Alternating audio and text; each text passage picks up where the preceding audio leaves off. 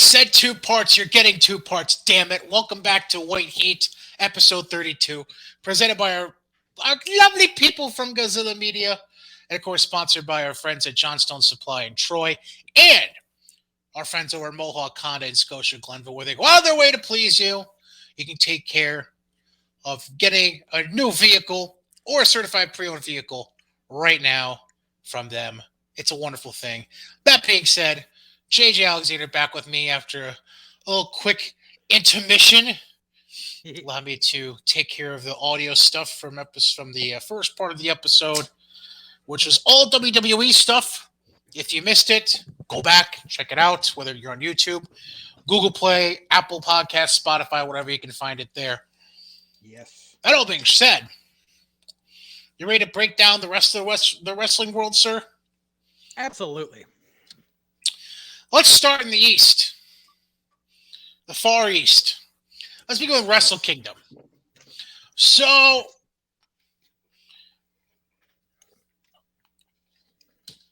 raise your hand if everything pretty much went the way you thought it would.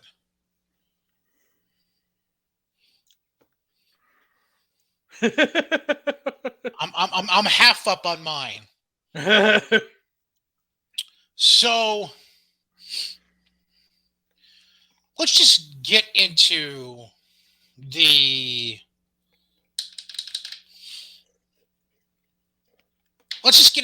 night one, at bulk.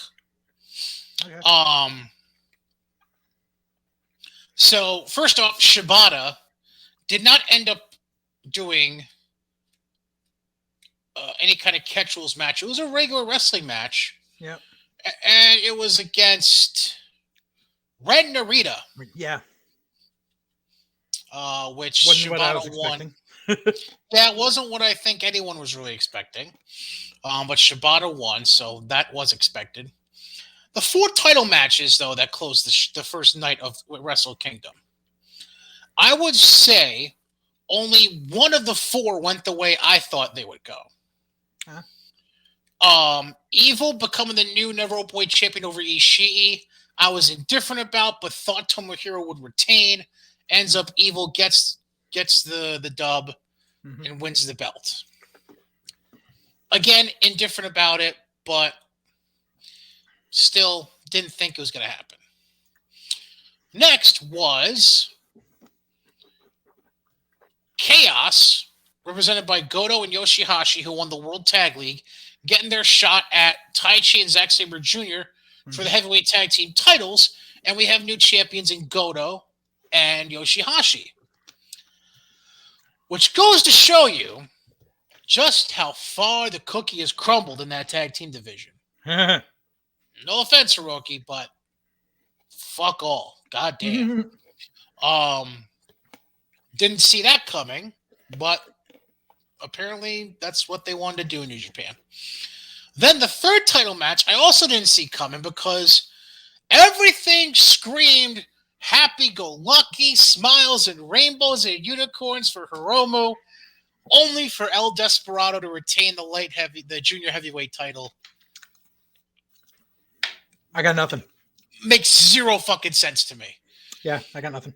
Like, here's Hiromu coming back from this career and even life-threatening kind of injury situation. Yeah. He returns. You have him essentially blow through Best of Super Juniors, only to come up flat at Wrestle Kingdom. Like, none of that makes... The pieces don't fit in that story. The only thing out of those title matches that I did expect and should have shocked exactly 0 wrestling fans was Kazuchika Okada beating Takagi to become the new IWGP Heavyweight Champion. So now, and we kind of discussed this in our last episode before the end of 2021, episode 31, which again, like part 1 of this episode, if you want to check that out, check out the archive. Takagi remains in the main event picture, but not in the main event picture, if that makes sense, I assume. Yeah. I mean, Takagi had a good run. Yeah, You know, it wasn't like it was it short. just yeah. It was also one of those things where I don't know if maybe this is just me, but it was one of those things where you're kind of like, okay, when's the other shoe going to drop? Like Right. when do the brass in New Japan say, all right, fuck this, let's just pull the trigger, get it over with. Let's just put the belt on one of the major players that we usually do. Um, and they did that with Okada at Wrestle Kingdom. It was kind of like Savage and Hogan back in the 80s. Essentially, yes, basically. Um, so then we get to night 2. Um,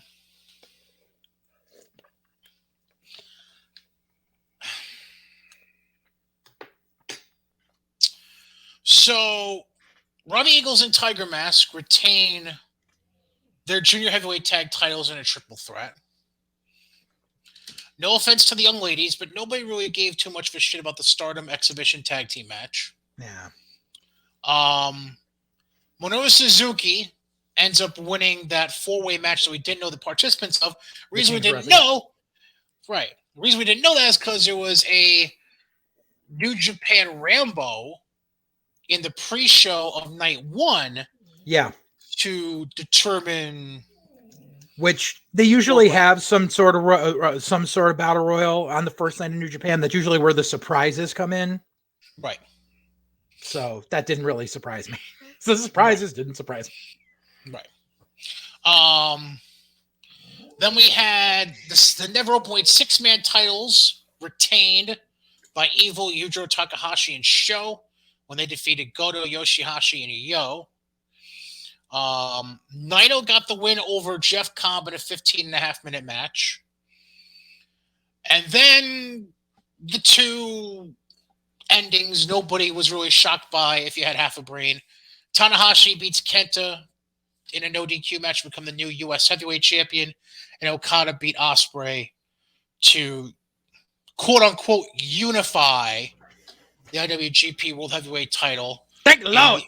In a very Razor Ramon, Shawn Michaels-esque way that they unified the Intercontinental titles back in the day at WrestleMania 10. If you don't know what I'm talking about, you're a fucking idiot. Go look it up. Thank the Lord! Yeah, it was... Again, it was one of those Wrestle Kingdoms where going in, there were opportunities if they wanted to throw curveballs, but instead the New Japan brass just decided to settle for throwing change-ups. Yeah. But something does come out of this, which I will touch upon later when we get to another company, but I will circle back to something about New Japan later on. As far as night 3 is concerned, night 3 was all just fluff and exhibition type shit. There was a night 3? Right. Yeah, well, I know what it was. It was labeled as night 3 because it was the night they did the Super Show, the New Japan Pro Wrestling Noah Super Show. Oh, yes. So not for Japan wrestling, for Japanese wrestling fans, it wasn't a fluff show. See, I was confused. I was confused as fuck because I thought it was supposed to be New Japan and All Japan in that Super Show, not New Japan and Noah. Pardon me, I might have just said the wrong company. Let me double check. No, you're right. Because I had this conversation with Carol on Saturday. Oh, right, yes.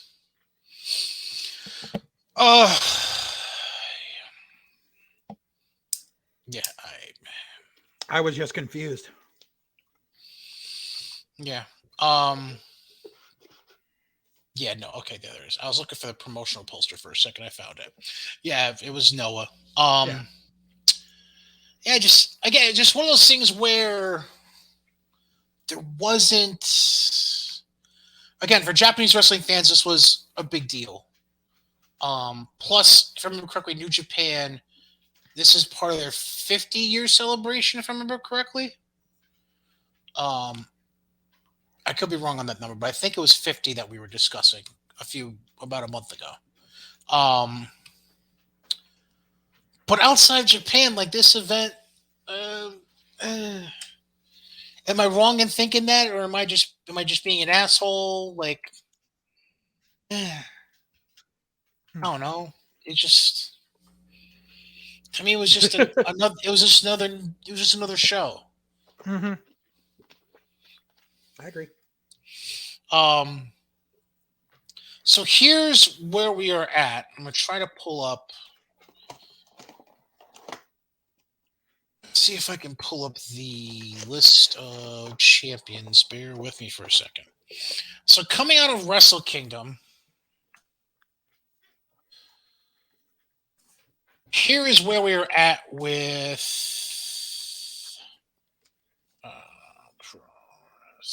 sorry, take me a second here. It's okay. There it is. Of course. All right, so here's how we stand right now with the championships that New Japan uses coming out of Wrestle Kingdom weekend. I don't know if what they're gonna do with this KOPW thing. This no clue. It's apparently a championship. So I just pulled it up. Here's the way it's laid out for me. And I didn't even know that this was a thing.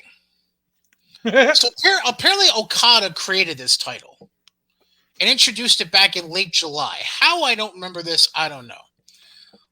I got nothing. I don't remember it either. So the first provisional champion was determined back in late August with Toru Yano being the champ. And then he was eventually basically just said, fuck it, you're the inaugural champion back in late December. It's like the TNA Legends title. Yeah, so here's this is okay. I don't fucking get this. All right, so this King of Pro Wrestling thing, and this is the way it's described here from what I'm reading. There's no title belt, and only one wrestler per year is recognized as champion. What the fuck? A provisional champion is first determined, which is what they did with Toru Yano back in August. During the year, the champion must defend his provisional title. The provisional champion at the end of the year is officially recognized as the year's King of Pro Wrestling and wins the King of Pro Wrestling trophy. Furthermore, the title matches are exclusively focused on non-regular stipulations, in which each of the wrestlers involved in the title match proposes a stipulation, and fans vote to select which is followed. What the fuck?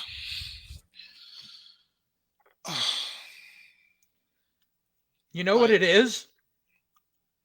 It is literally a year-long WWF hardcore title scramble. Where it doesn't matter how long you've had it, it matters who got the last pin. At basically, the end of the year. Because here's what happened. So the belt was created a year and a half ago, which is me doing bad math. I apologize. This was created the press conference was in July of 2020 that Okada announced this. Mm-hmm. So this basically was their way of trying to garner more eyeballs during COVID, is what I draw it up to. Right. So Yano was named the original provisional champion in August of 2020. I don't think they even had any shows the rest of that year. No, they didn't. Remember correctly. So Toru Yano just naturally became the champ. Right. And then they didn't even have, and so then technically the Wrestle Kingdom one was for the year of 2021. Correct. Well, no, it was to start the year 2020. Well, no, it's continuous thing. It's a continuous thing.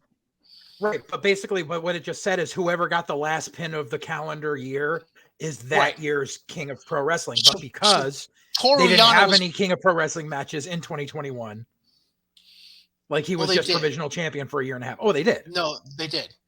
So here's what happened. So Wrestle Kingdom 15 last January. Yep. There was a Yano won. He beat Chase Owens, Bad Luck Fale, and Bushi in the inaugural. Oh, I remember that match. Okay. Then he had two more defenses before losing it to Chase Owens in July in a 22-man New Japan Rambo with handcuffs. Because wrestling with handcuffs sounds fucking delightful. The fuck? Then Toru Yano won it back in September in a no DQ I Quit match against Chase Owens. So it's a gimmick match title. Basically, yeah. That's fucking, that is so Bush League. Especially for New Japan. And then Toru Yano didn't lose again. He had one more defense during 2021. Was named the KOPW for 2021 at after he won his final booking of the title which was Christmas Eve. Okay. And then Suzuki just became this year's starter, essentially. By defeating the final four in that were Chase Owens, Suzuki, Shima, and Toru Yano. So it's a gimmick match title where it doesn't matter how long you've held it. It matters who wins the last match of the year. Exactly. Fucking hell. You know what this sounds like? I'm only going to mention this because I know about this world a little bit because I was a bored high school kid at one point and a wrestling fan, so I needed to figure something out to do with my life when I had no social life at that time. This sounds like somebody who spent a little too much time doing an E-Fed? Yes! Exactly! Yes! And said, fuck it, let's create something on the fly that makes zero sense and people will only understand if they actually read our shit and watch our shit every fucking day. I remember trying to do an E-Fed when I was like 12 and this was pre-internet and it was all mail. Fuck that. Nah. See, I was smart. I waited until they at least had moved up to doing emails. A lot easier that way. When I was a kid, you couldn't get no free email. You had to have like a school email address. Fuck that. Bulletin board systems. I'm old. Oh yeah. Yeah. Bulletin boards. Holy I'm shit. the last of the mighty Gen Xers. God bless your soul. So this hurts my brain.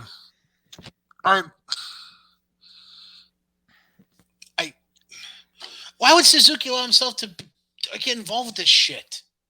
Because this is the only time they're going to put anything of merit on Suzuki. Is this really something of merit, though? In their eyes, this is like their Dynamite diamond ring. Here's a bauble. You can say that you own this. Oh my God, that's. Yeah, I guess so. Dynamite. Oh no. Oh, Minoru. Anyways, all right. So that's KOPW. Yikes. Now the question is Okada going to use the old IWGP belt or the ugly new one? Let's see, because there's a picture of him from that night 3. Okay. On the main website. Oh, he's wearing the new ugly one. Ugh. See, I get how the reason they made a new belt was because they ran out of plates to put the names of the past champions on the old belt. That's when you that's when you just take one side plate and put it like in the Hall of Fame and you put an empty side plate on this side and put it boom, boom, boom, and done. By a fucking plaque. Right. Jesus Christ. Buy a plaque and have like little fucking bimnets in the top where you can put one of the plates as they're retired. Oh yeah, that's definitely the ugly one. Oh my God. Ugh. Fuck that belt. Seriously. Fuck that belt. There's a picture of him and Tanahashi in the ring after they tagged together against 2 guys from Noah at at night 3 to go home. And there's a picture of them both with both their belts around their waist out talking to the crowd afterwards. Fuck that belt. Yeah, you and me both, I know. Tradition lulls, I know. I don't need no My Little Pony Decepticon logo on my belt. That sounds like a quote about the Divas title, but anyways. No, that was a butterfly. It was still, I don't know. So that's KOPW. Never Openweight 6-man tag titles are Evil Show and Yujiro Takahashi. So Evil got 2 belts. Or no. Yeah. Yes. He's also the Never Openweight champion. So he's got both Never Openweight titles. Good for him. Yay. Good for him. The junior heavyweight the junior heavyweight tag titles are still on Robbie Eagles and Tiger Mask. Have been that way since late October. El Desperado is still the junior heavyweight champion, has had the belt for 2 months. Yoshihashi and Goto are the new heavyweight tag champs.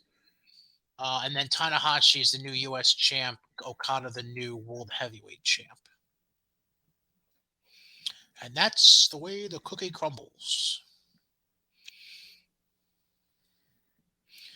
And for those of you interested in New Japan Strong, by the way, Tom Lawler, still the champ there, the openweight champ there, has been so since April of last year. Yeah. And when he was the inaugural champion crowned in their New Japan Cup 2021 tournament when he beat Brody King in the finals. Yeah. I don't know if you noticed, but on the New Japan Strong front, looks like Chris Dickinson is just about cleared to come back. Get the fuck out of here. Yeah, baby. What? Because he's a fucking machine. I mean, we knew that, but Jesus Christ. Oh, wow. What an animal. What a goddamn animal. One thing I want to bring up real quick. So, WrestleCon is WrestleMania week every year. Oh, yeah. So, Impact Wrestling has announced they're going to have a live event at WrestleCon. New Japan Strong is going to have an event at WrestleCon. Interesting. Looks like Impacts will be Friday the 1st, April Fool's Night. How appropriate, at 9 p.m. And then, hold on, wait a minute. Let me get this ad out of the way and see if I can see what this says about Ring of Honor. Oh, that's fucking smart, you dumbasses.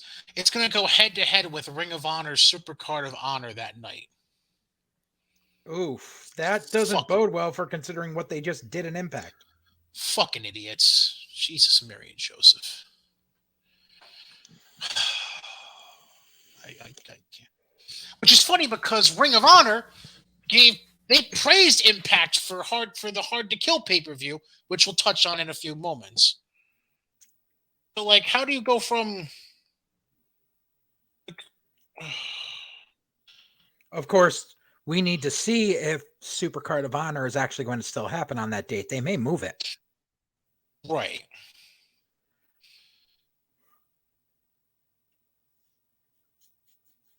Yeah, I don't know. Yeah, just odd. All kinds of fucking odd. I don't know why you would.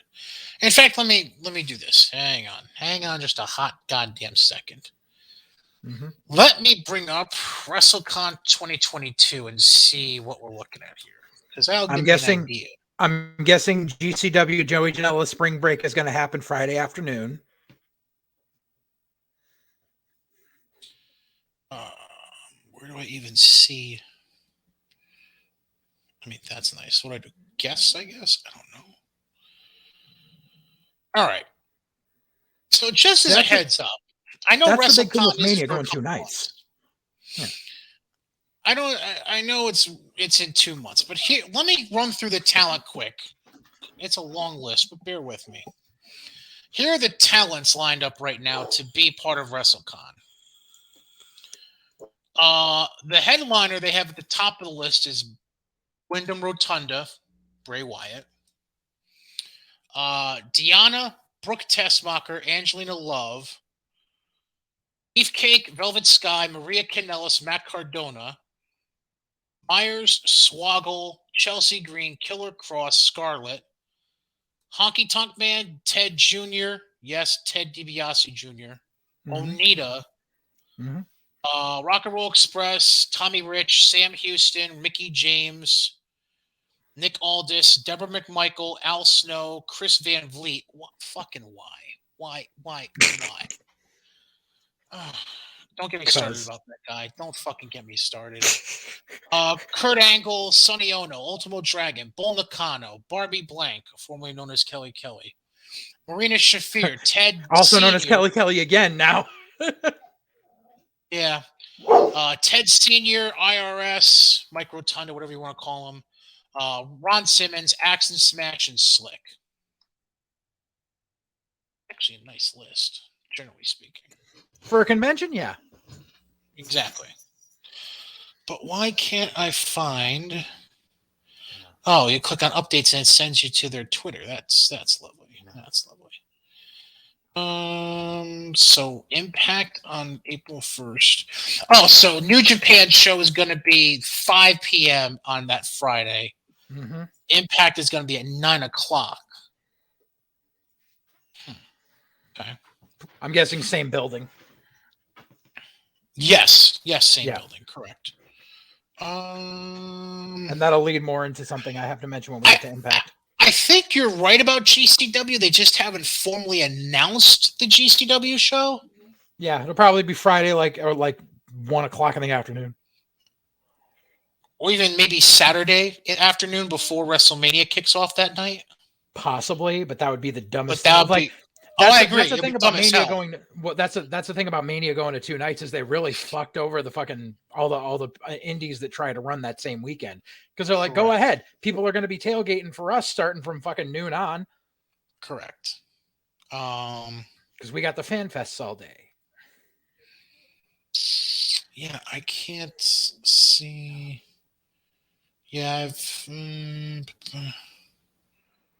Who the fuck is this douche? Tommy Thomas? Hell if I know. Oh, it's nobody important. Some indie J Brown.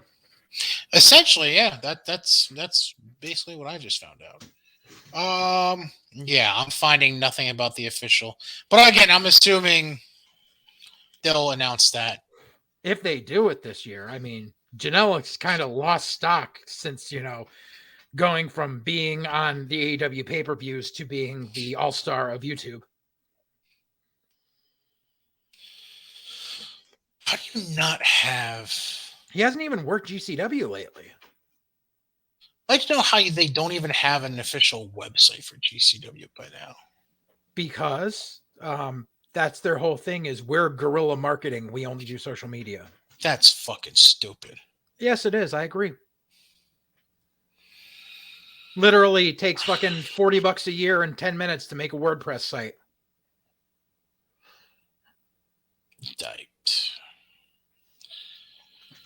Because I know they have a show coming up at Hammerstein. Yeah, I just can't remember the goddamn date for it. That's all. It's this weekend.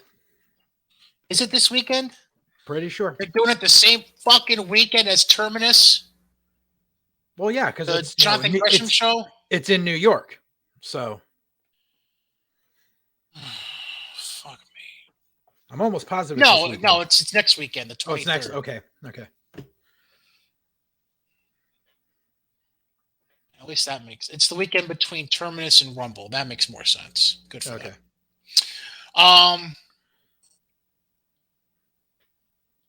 Yeah. I love how they're claiming to be the only wrestling company that sold out to Hammerstein. Like, no, bro.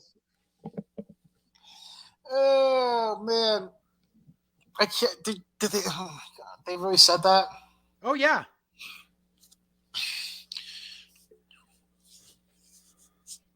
Call me crazy. Isn't that the original set for the early Raws? No, the early Raws were in the Manhattan Center, which is... Oh, right, Manhattan Center. That's right. However, there were 2 WWE ECW one-night stands that ran in the Hammerstein and were both sold out. And I'm sure that at least some of the ECW, like late 90s ECW shows that they had there sold out too. Probably. At least you would assume so. Mm-hmm. All right. So, that now brings us to, actually, you know what? Since we've been talking about them, let's just bring them up for a hot second. I disagree. I disagree too. But two reasons I bring up the header GCW is the place to be, question mark, exclamation point. Since you're not all watching, you're probably listening instead. Two things I saw that made me wonder this. Number one, did you see who made a mystery appearance? I did not. So a certain gentleman in a black cowboy hat, black bandana covering his face, and a black trench coat appeared out of nowhere at the end of a GCW match in the last week and smashed guitar over some dude's head. Want to take a guess who it was? Jeff Jarrett. Yeah.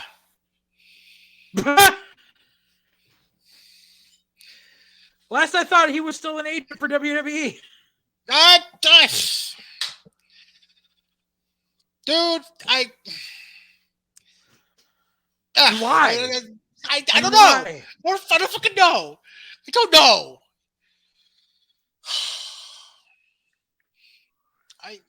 I don't know. I wish I knew, but I don't.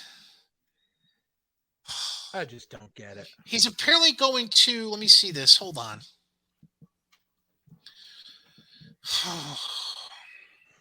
A wild Slapnuts appears. So he made a surprise appearance at their New Year's Day show. Oh, he's going to appear. Oh, that's nice. He's appearing at their show this coming weekend. There's no official announcement yet as to whether he'll actually wrestle. But, he hit Effie with the guitar. There we go.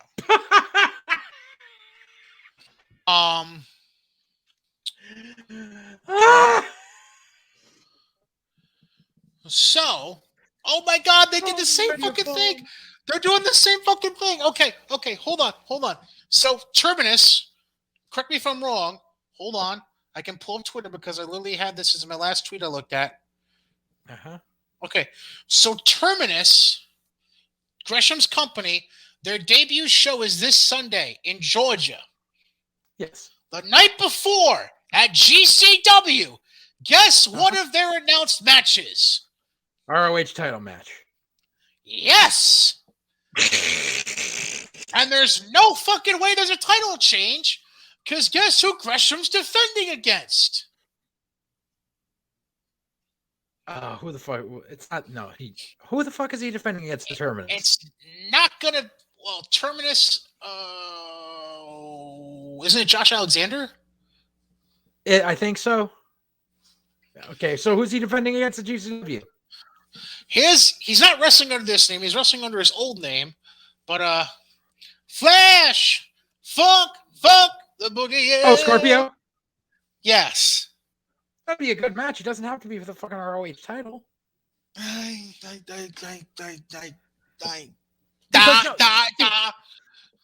See, here's the problem. And I'm gonna fucking bring this up right now because I can fucking put a parallel to this. Okay, so back in, I want to say 2013. There you go, man. Called it. I knew it was gonna happen. Oh man, I'm looking at this Terminus card, and it's actually not half bad. Almost makes me want to possibly see if there's a way to stream it.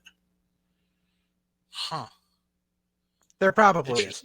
But anyways, so back in 2013 or so.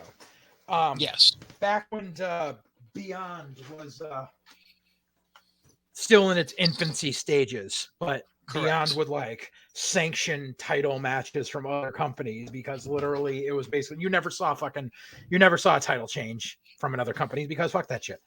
Or Beyond would just rip off fucking footage from other companies and say it was theirs. Like or NSFW booking a Dragon Gate USA that's what I'm saying. Open the Gate championship match. Exactly.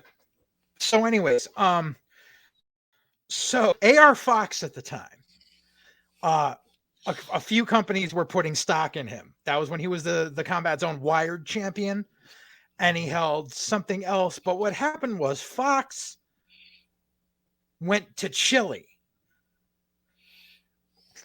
and apparently wrestled for an indie down there and won their title and brought it back to the States with him. Now, this is a very plain looking belt, very plain. I'm not saying that Fox didn't go to Chile because he took pictures in Chile. I don't know if there was an actual match down there and the company just went out of business, or if this was a Pat Patterson situation where the belt was created and he won it in South America. But anyways, Fox came back to the States and he had this Chilean title, which he would defend at Beyond and all these other. He brought it to NEFW when he was challenging JT Dunn. Like, he brought this belt everywhere. Eventually, he dropped the title to Shinron, who was, he's changed his name since then, but he's in MLW now. I have the name, by the way. Chile Lucha Libre. Yes. It was the CLL International All-Star Champion. Exactly. And the thing is, after he dropped that belt to Shinron, like, Shinron's had it since then. It's been like 8 years. And every once in a while, they'll dust it off and he'll defend it at some random indie. So that's basically what the ROH title is here, is they're like, oh, we'll just use it as a prop to try to elevate this match because it doesn't matter. Because in all honesty, Gresham's not really the ROH champion because he defeated Lethal for it. And it was the old belt, not the current belt. So we're just going to throw it willy-nilly on all these shows to try to remind people that Ring of Honor is still a thing. Can I tell you how stupid it was, by the way, that happened? Sure. So, June 8th, this was June 8th of 2013, it looks like. Mm-hmm. And this is directly from his Wikipedia page, and I'm assuming this is factually correct, because I don't think they fucking... I don't know. So June 8th, 2013, Fox made his debut for Chilean promotion Chile Lucha Libre, CLL, defeating Beto Velez, Bunny, and Saito King. I remember in a four-way main event to become he was the inaugural champion. How fucking indie-rific is that?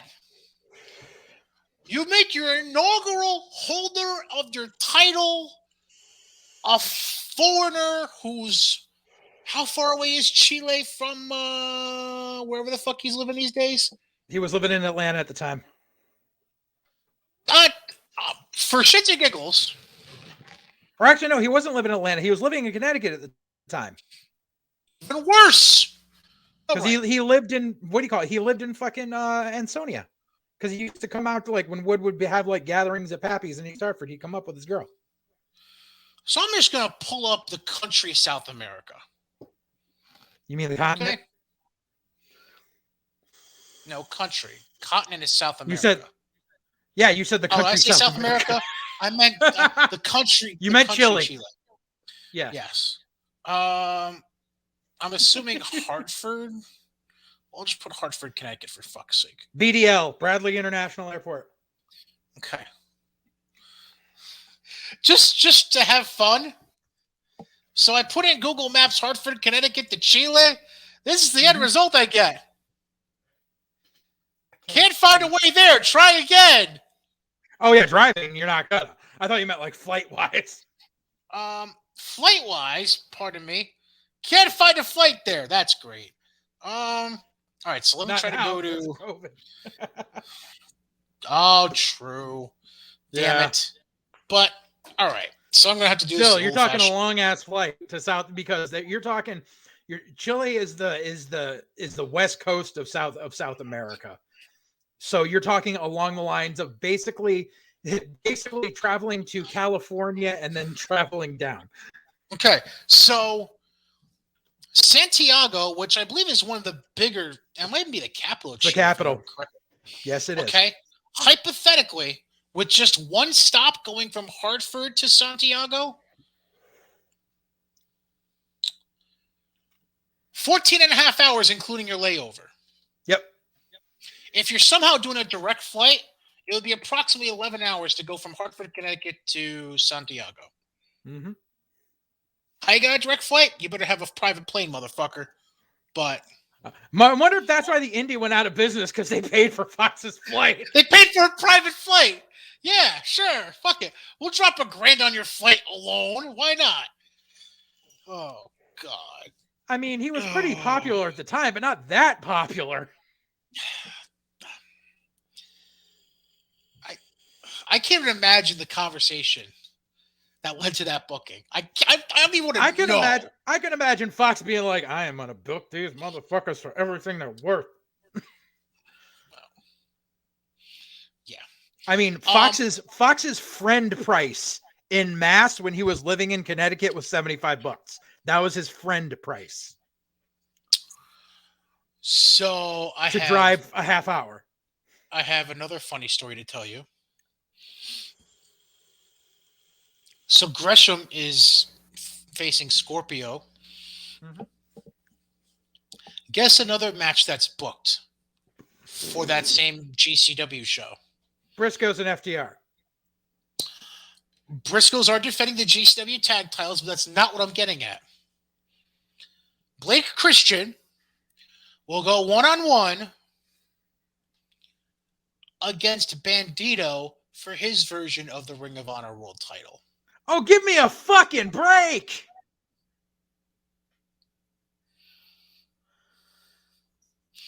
They're gonna fucking, dude, Sinclair Media is gonna get a hold of this and get pissed.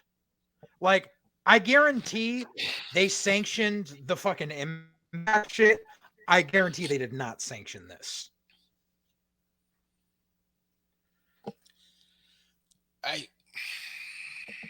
It doesn't matter if the title doesn't change hands or not. That's fucking dirty pool.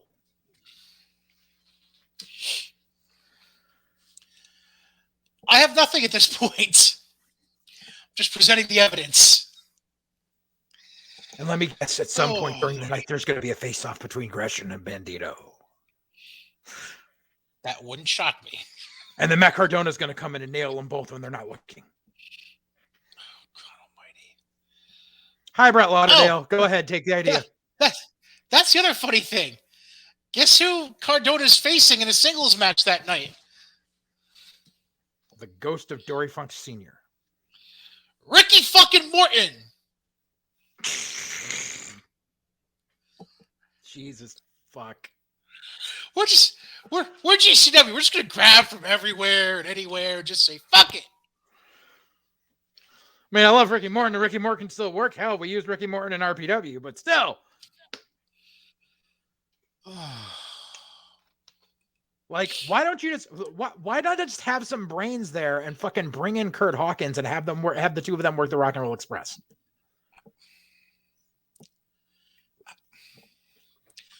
You're asking shit to make sense.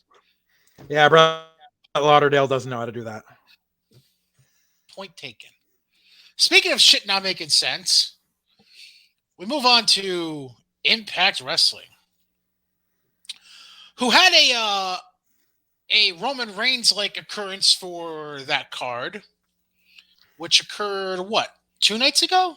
Yes. I think it was Saturday the 8th, yes, as we're recording on Monday, January 10th. So around Christmas, Impact announced that Cassie Lee and Jess McKay couldn't defend their Knockouts tag titles at Hard to Kill because they came into contact with someone who had tested positive for COVID. Therefore, no likey, can't bookie, and Tennille and what's her face? Madison Rain, I think, was her partner. Yeah. They were shit out of luck and sat in catering that night. All right, maybe not catering, but whatever. The drive-through. That's Impact Catering. the drive-through. They went and sat down at Chipotle and had a burrito bowl. Let's see. Nasty. Pre-show, there was a match where Madman Fulton got pinned. That's nice. Gotta love how they introduced this title that's supposed to be defended on the pre-show, and then the person with the title can't defend it on the pre-show because they're in the she's in the opening match on the main match. show. Yeah. The other pre-show match was a 4-way. Speedball Mike Bailey, I believe that was that his official debut? No, I think he had a TV match. Yeah. Before this. But he wow, this is a hell of a list to beat. They had him beat Ace Austin, Chris Bay, and Laredo Kid all in one match. That's fucking nice. Yep. Any hooser. So we opened the show with nobody we expected winning the Women's Ultimate X match. Tasha Steelz. Yeah. Ugh.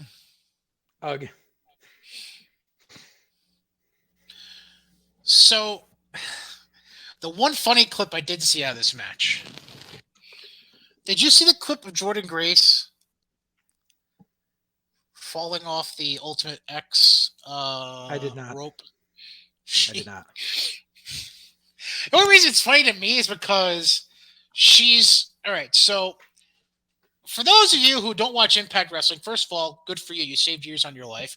Second of all, Ultimate X basically is where they take, for lack of a better phrase, 4 light stanchions essentially and prop them into each corner of the ring. They extend ring rope to make an X across the 4 stanchions. Posts. And then they hang an X from that. Right. They hang an X from the middle of that X. And you have to go. And it's like monkey bars. Right. And you have to go up and grab and unhook that X and claim ownership to it to win the match. You gotta over. That's kind of what so fucking Jordynne Grace is going the full guard drag across the rope, where she's not only pulling herself by her hands.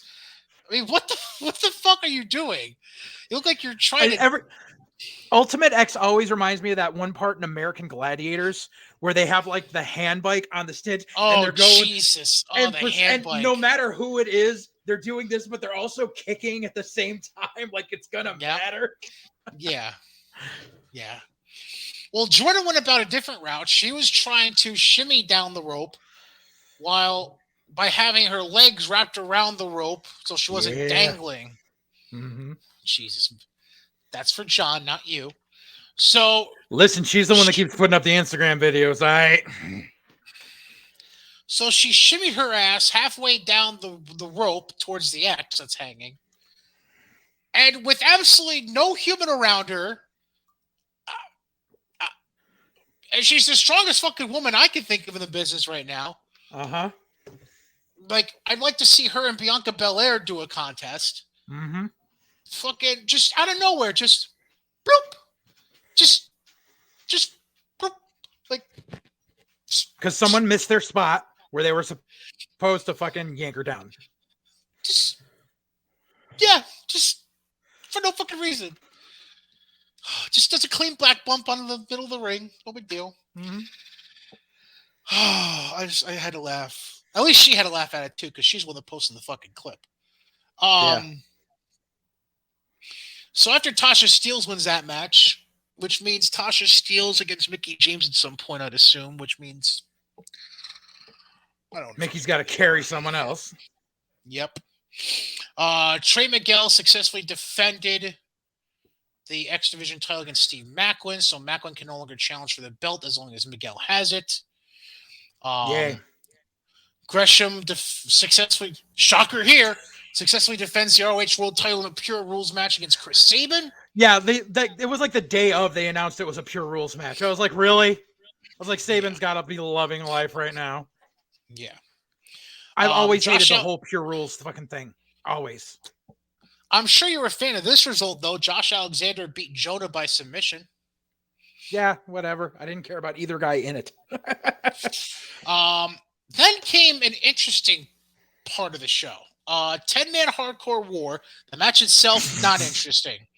It's a spot fest with weapons. However, the interesting part was after the match. So Eddie Edwards, Rich Swann, Willie Mack, Heath, and Rhino win the match against Good Brothers and Violent by Design, which was Eric Young, Diener, and Joe Doring. The interesting part was after the match, though, because Mike Bennett and Matt Taven come on down. You're on The Price is Right. And they attack Heath and Rhino after the match. Well, correction. I believe Maria Kanellis appeared first. Yes. And then to prevent her from getting the shit beat out of her, they showed up. Mm-hmm. And then Vinny Marseglia shows up dressed in his Vincent garb. Yep. And then to compound the minds of obliteration from Ring of Honor fans, fucking PCO shows up. Because, again, fuck making sense. And you see, here's the thing. I don't mind PCO showing up. Oh, I don't either. What I mind is the fact that they put OGK, Villain Enterprises, and fucking Vincent's people all on the same side, as if none of them were just feuding with each other 2 weeks ago. None at all. Nope. Like, that's where they dropped the fucking ball. Like, you want to do an ROH invasion, fine, but have a fucking cohesive unit. Don't fucking have guys from 3 different stables who've been feuding with each other. Like, didn't Taven and Vincent just have like an empty warehouse or empty arena match a couple months ago? Yeah. Because they've been feuding forever. And like, I'm sorry. I can't fucking stand Matt Taven. I never have. Well, we know that. And Mike Bennett's burned bridges everywhere. So is Maria. We know that. Vinny's Vinny. He's Vinny. I think he's just kind of along for the ride, honestly. Yeah. I'm not sure if Vinny's there for a payday. Yeah, that's basically what I was getting at. Yeah. He's got a family to feed. Right. But I mean, they could have easily done this with just Villain Enterprises or just fucking not the Wyatt family. But no, they had to do a mishmash. What? Tell me I'm wrong. No, you're right. I had to laugh because I think it's the first time you said that. But yeah, like they could have done any of those inceptions, but no, they decided to do a mishmash of all of them, which, there's probably more ROH guys on the way. Not that many, but a few. So, but, and this is where I will circle back to something that I didn't talk about before, but I said there was a little tidbit about New Japan, and I'm going to circle it back to part A. So, WWE just opened up this working relationship with Impact. Like I said, we don't know to what extent, but we know there is a working relationship. Scott D'Amore has admitted to this. So now Impact is working with Ring of Honor, even in one way, shape, or form. But I guarantee just that the Ring of Honor invasion angle means they have cleared it with Sinclair Media. Circling back to millionaires travel in groups. Vince could have easily, or Steph could have talked to Mark Cuban and one of the higher ups from Sinclair Media, because Sinclair is a big red state fucking conglomerate. No. So Impact is working with Ring of Honor, and Impact, not AEW, has just renewed their working relationship with New Japan. So that whole forbidden door bullshit, as I said, Vince said, hold my Ica Pro. And now, for all intents and purposes, you have WWE, Impact, Ring of Honor, and New Japan all working together. But who? I'll be more specific. Excuse me. I'm assuming it would have to be strong guys. It couldn't be Japan guys. No, Impact renewed their working with New Japan so that guys from fucking Japan will come over, like Suzuki and like Jay White and all that shit.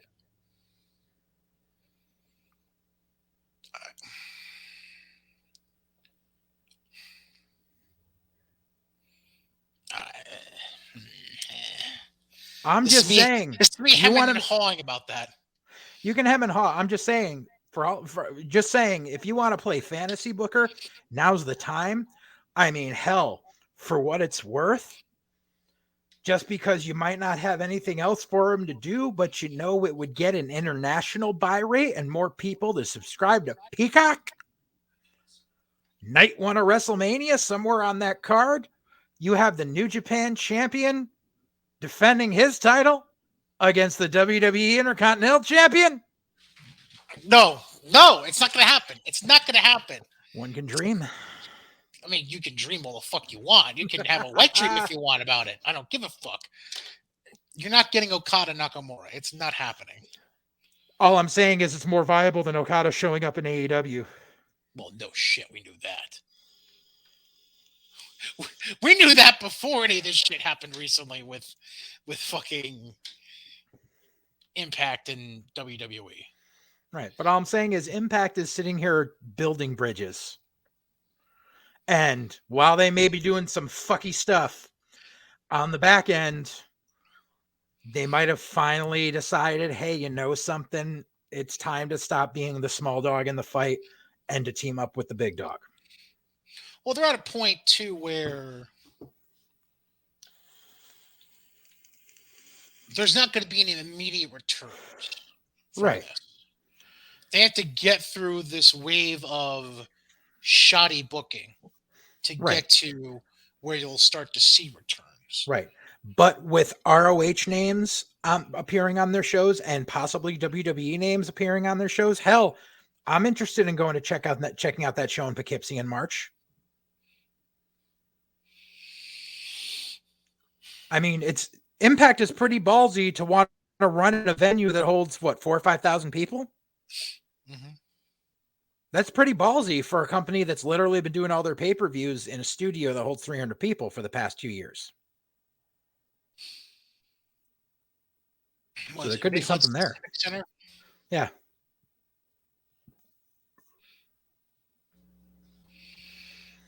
Speaking of those assholes, when's that Northeast Wrestling show is not this weekend, next weekend. Fuck them. Yeah, I know. Sorry. I just had to bring it up quick. Even Jim Gaffigan's going there? Good on them. What, the Mid-Hudson? Yeah. Did Impact is going there in March? They're doing a pay-per-view there. It's not even on their website yet. That's weird. Huh.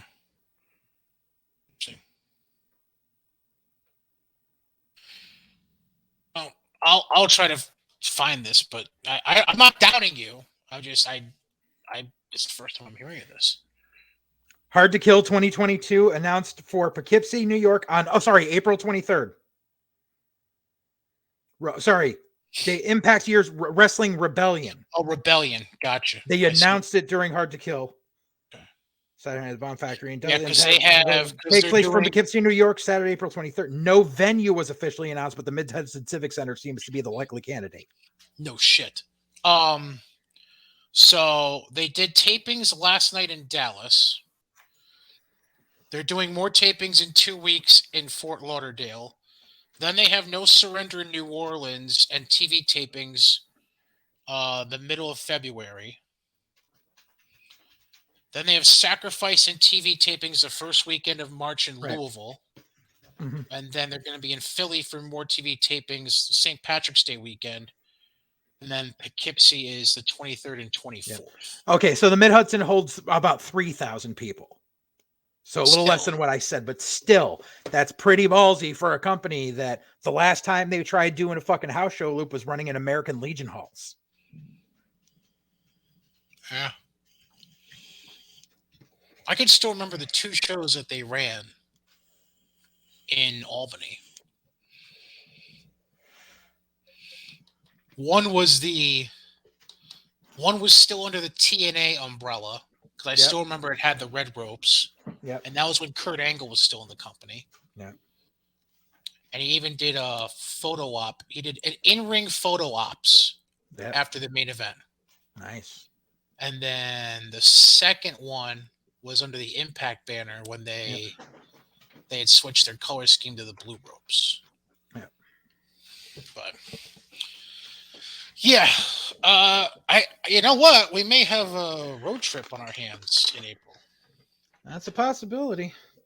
I mean, I don't know if the wife will go, but I'm pretty sure Shell will. So. Interesting. Yeah. What else was there? Moose retained Lulz and Mickey James. Mickey James retained over Deanna. We knew that was coming too. Well, see, that's the thing. We were worried. A couple of us were worried about Impact doing Impact shit when they announced Mickey James was going to be in the Rumble, and then Scott D'Amore tweeted if she's still the Impact Women's Champion by that point. It's like, bro, don't. Your company is about to get recognition. Don't. So Scott decided to troll Twitter, basically. Yeah. That's nice. Yeah, so that's that. Let's try to see if there's anything else quick before. Oh, here we go. Ring of Honor announces date and venue for Supercard of Honor 2022. Okay. I hate this website. I need to find me a new wrestling news website because this one just has ads on top of ads on top of ads. What are you using? PW Insider. They're the best ones, dude. I mean, honestly, if you pay for their elite, it's worth it. So, Ring of Honor, yeah. So, Ring of Honor announced, and this is as of this morning. Mm-hmm. So this will explain why they had the news, why they had Ring of Honor mentioned in the news about the New Japan show at WrestleCon, because in the press release that was sent out by Ring of Honor, it's Friday, April 1st in Dallas, Fort Worth. Tickets go on sale January 21st for Honor Club members, January 28th to the general public. And yeah.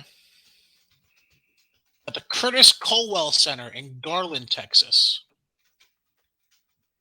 Whereas, if you bear with me for a moment, I'm going to check. Whoops. Wrong click. What was...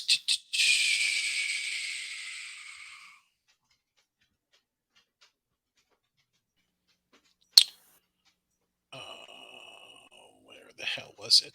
Where was the... Oh, there it is. New Japan Strong. That's what it was. Was it? No, it wasn't. No. Oh, it was the Impact show, wasn't it? Yeah.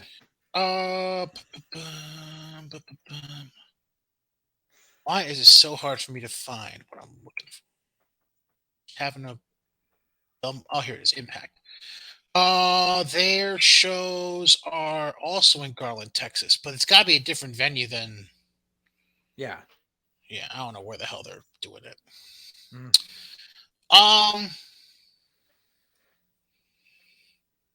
Real quick, just because I'm looking at stuff here. Lucha Vavoom.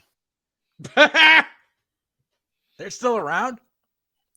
They're doing a show, shows Friday, February 11th and Saturday, February 12th, at the Mayan Theater in downtown Los Angeles. And guess who's booked to return to the ring at that weekend? Give you a hint. Former TNA Knockouts champion just released by WWE. Oh, Taya? Yep. It's her first official booking since the release. Well, yeah, because that'll be the 30 days. Yep. Past the 30 days. So, now, just to give you an idea, before we jump into AEW and MLW. So, here's the list of confirmed events on WrestleMania weekend as of right now. Mm-hmm. So, aside from WrestleCon's signing sessions and stuff. Yeah. GCW is doing a show at Dallas's Fair Park Thursday night called The Collective. It's called The Collective. No, is that the name of the venue, or that's what they're calling the show? The Collective is the name of the show. Oh, see, that's what they're doing instead of Joey Janela's spring break. So Janela ain't doing it this year. They're doing a 3-day event, actually. Oh, Jesus. Yep. Thursday, Friday, Saturday, all at the same place, Fair Park. Wherever that is in Dallas, that's the name of the place. So Thursday is night 1. Friday, WrestleMania has WWE has WrestleMania Access, obviously. SuperCon. Yeah. GCW's day 2 of The Collective. New Japan Strong taping 5 p.m. that Friday at WrestleCon. A SmackDown taping at American Airlines Center in Dallas that night. Holy shit. Ring of Honor Super Card of Honor and Impact Wrestling show are all that Friday. Jeez. And then Saturday, GCW The Collective Day 3 is going to be, again, like I mentioned, it has to be that afternoon before night 1 of WrestleMania. Yeah. One would assume. And then, obviously, WrestleMania Night 1 Saturday, and then Sunday the 3rd is WrestleMania Night 2, and then Raw is back at the American Airlines Center Monday the 4th. So that's what we're looking at so far as WrestleMania weekend in the Dallas area. A peek here quick at, and we'll get this banner out of the way. MLW, I know they just had their first Mexico show. Mexico. It's fucking Mexico. No.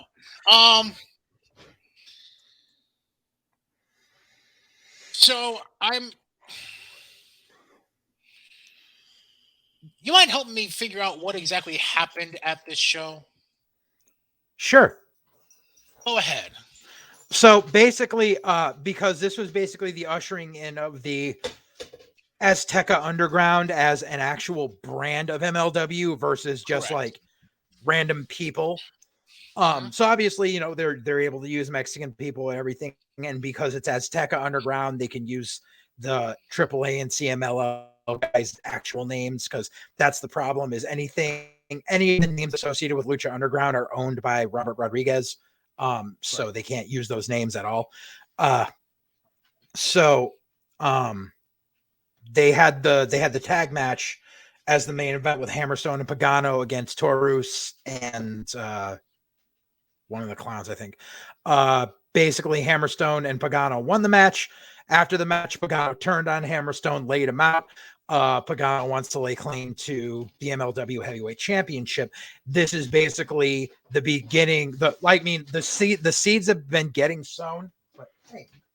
The seeds have been getting sown, but this is kind of like the first shot across the bow of the Azteca Underground versus MLW program. Instead of them being like separate entities now. They haven't announced when that match is going to be. I'm assuming it's probably going to get added to the card in Dallas, which is in a couple of weeks. Yep, the 21st. Yes.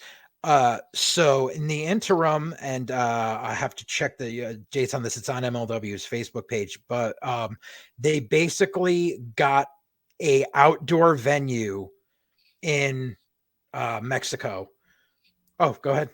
The Espada Underground Club is what it's called. Yes, the Espada Underground Club. That's right. Where they're going to basically shoot a couple of TV tapings for Fusion. And so that'll be like spaced in it. Like it's on the beach, boy. And so like, they'll obviously, weather shouldn't be that much of a problem. But they'll be able to tape some lucha-esque stuff for that. So that way they can really flesh out the Azteca Underground portion of MLW rather than it just have to revolve around Muertes and Los Parks and Savia Vega, because they kind of needed more than that. Mm-hmm. So it'll be good as long as they keep fucking Will Ospreay away from their fucking product. I will keep watching. And I can actually give you about a half dozen matches for that show in Dallas. Yeah, look, I know the Von Erichs are getting a tag title match. Okay. So here's what we got so far. Number 1, the MLW debut of the Saito brothers from All Japan. Nice. Thanks to Jerry. Roxy, who I believe is the outgoing ROH Women's Champion, right? Yep, she's facing Miranda Gordy. Yep. Davey Richards versus ACH, which was already announced a few weeks back. Winner retires for the 18th time. Yeah. Alex Kane will face Calvin Tankman in a National Openweight Championship match. I don't see the hype behind Calvin Tankman. I just don't. Yeah. I like Alex Kane. I just don't see anything in Calvin Tankman. I agree. Hammerstone against Pagano, Falls Count Anywhere for the heavyweight title. Ooh, Falls Count Anywhere, nice. And Jacob Fatu versus Mads Kruger. I know that. Correct. Yep. And then Von Erichs versus 5150 in a Texas Tornado match for the tag titles. Sweet. So, of course, all those being taped for Fusion Alpha as well. So that's the 21st.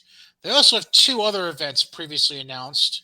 One is why this was not on. Oh, I did announce this on the schedule a minute ago. March 31st, the week of WrestleMania in Dallas.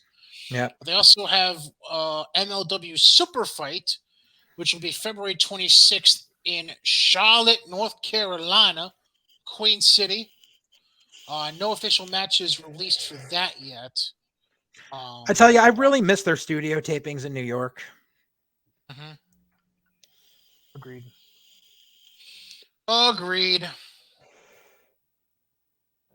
Did Rich Palladino work one of those shows? He might have.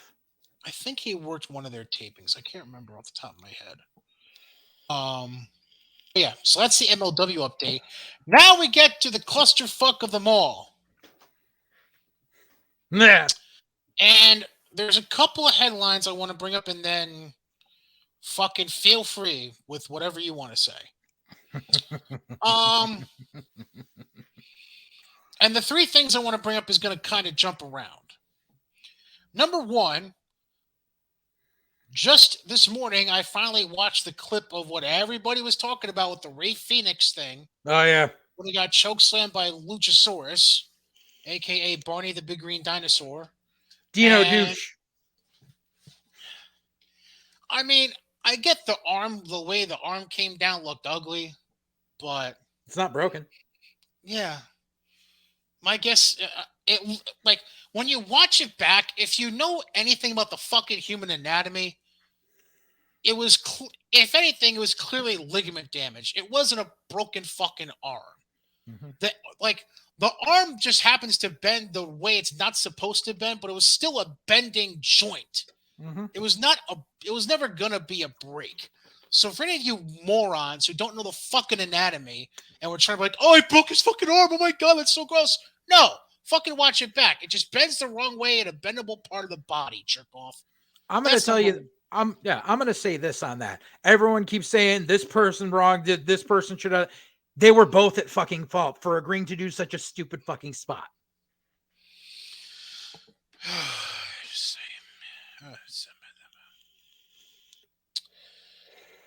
So that's 1. Number 2. So we hyped up this battle for the belts and the highest, and we end up getting an FTW title match that nobody really gave a fuck about. We got women's that nobody gave a fuck about. I said we got a women's title match that really didn't mean jack shit because Riho hasn't been a part of the title picture since she lost the fucking belt, and then we got. Oh, Cody has COVID. Let's vacate the belt and play hot potato with it and give it back to Sammy. Let's vacate the belt because he's going to be out for 5 to 10 days. Jesus fuck. Like, what kind of stupid fuckery is this? Like, at that point, you mean to tell me, hold on, like, fuck the idea of just taking Dustin and throwing him in and calling it an interim title match. You mean to tell me at this show you didn't have any other champion in the back that you could have said, hey, Nope. I've got an idea.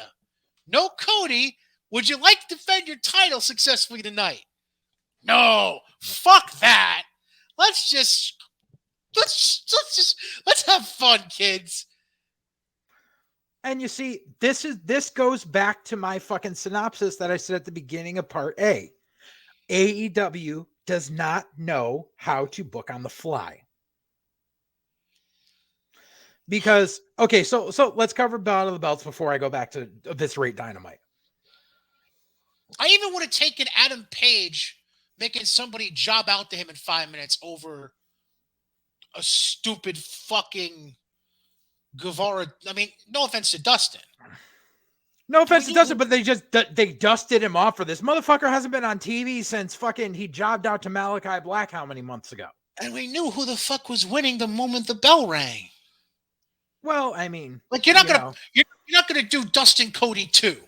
Well, when no, they haven't had any reason to build a Dustin Cody 2. Well, no, but it would be interim champion until Cody comes back, and then Dustin would have been like, here's your belt, and walked away. Like, that's what would have happened. But no, so here's the problem. You literally have a program going where you could have just done a Cody has COVID. We're going to do a contenders match between Ethan Page and Sammy Guevara. It's not that fucking hard. That was literally right there in front of you. You could have had fucking Diet Cornette come out and cut his fucking same old promo and said Ethan Page deserves this, and just done Ethan Page versus Sammy Guevara. And you could have had Sammy win that so he could get his rematch with Cody, and then you could have had Ethan Page still chasing. That's too easy. No, instead we're going to have an interim fucking title, like, because Cody's going to be gone for a 1 week of tapings? Like, that's too easy and makes too much sense. What are you talking about? This isn't like an injury. We're going to be out 6 to 8 weeks. I mean, unless Cody's unvaccinated and they're expecting him to fucking croak. Like, bruh. I just... like, as much as I don't like you billing a show as Battle for the Belts and having a non-title match on the card, that would have made more sense than the title match they did give us. Exactly. And like the whole time, literally, the fucking like discussion group that I'm in, he shared the graphic because he always put the graphic for the discussion, Battle of the Belts, and there on it, there's Adam Page, who wasn't on the show. There's the Lucha Brothers still with the tag belts on the fucking poster, who weren't on the show and aren't tag champs anymore. Like, literally, you could have had Jungle Boy and fucking Dino Douche come out and fucking do a fucking schmaz fucking match against Bear Country or the Acclaimed or someone. Or the fucking Gun Club. Like you said, they could have dusted off someone, but no, they don't know how to fucking do that.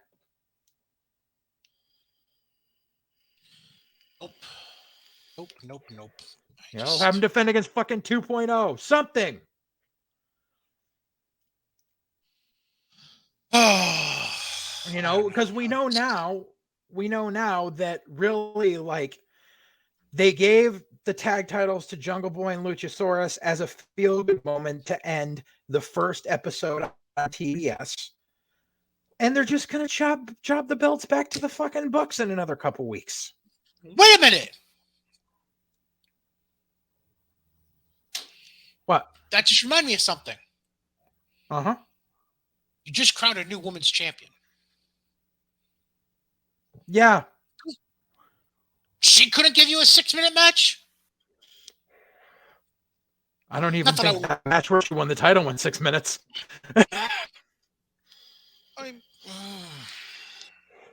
You expect Jade Cargill to actually work more than 1 day a week? She's Brandy's bestie. She's the Gale to Brandy's Oprah. She doesn't work. Don't ever make that comparison again.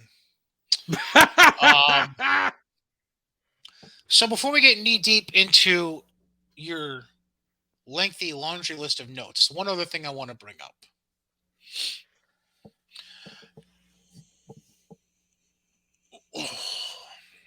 I'm trying to figure out how I want to say what I'm thinking about saying So I'm just going to put the topic out there and have you react first and see what happens.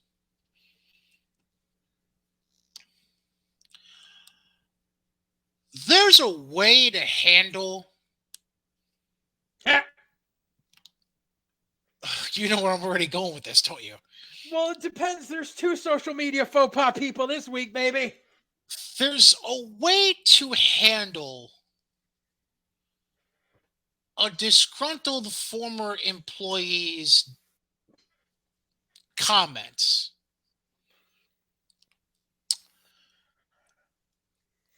And then there's the way Tony Khan dealt with a disgruntled former employee's comments.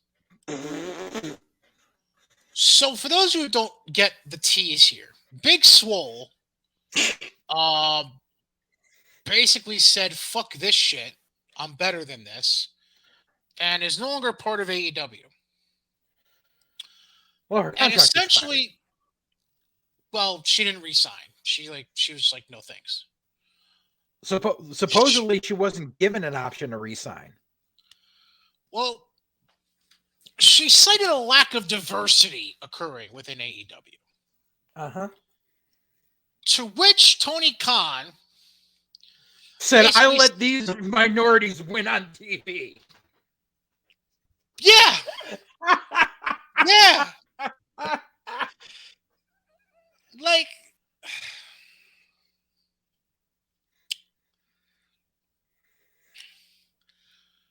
there's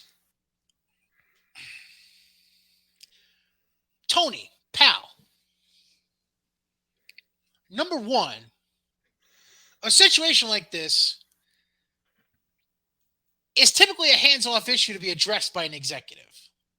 Yeah. You don't even react to it, especially if it's a past employee. Out of sight, out of mind, number one. Yeah. But number two, if you do choose to react, which you did, there's the executive way to address the situation, and then there's the I wear jeans and sneakers to work for my executive position every day way of explaining things. And you took option B, which isn't reflective of what Turner Broadcasting would want out of their product. Yeah. So, am I making sense here? Am I out of my mind? Have I lost my gourd? Not at all.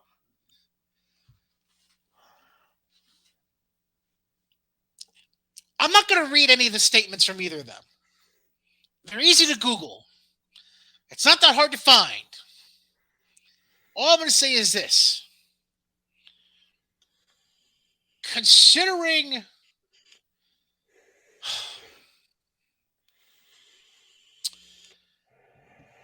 I got this. Considering that Tony Khan is, bear with me here,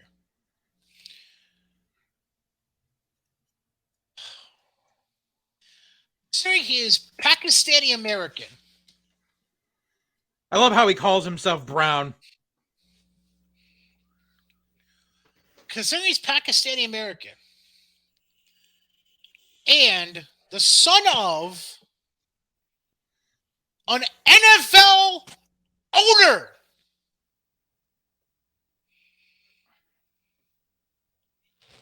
your response is a bit out of touch, Tony. Your response was very...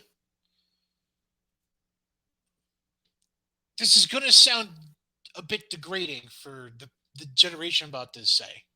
The response was very Gen Z of you. Yep. It's not how an executive addresses a situation they shouldn't address. You might want to learn from Shad about how to properly address shit like that. And I'm going to leave that alone. Throw money at it.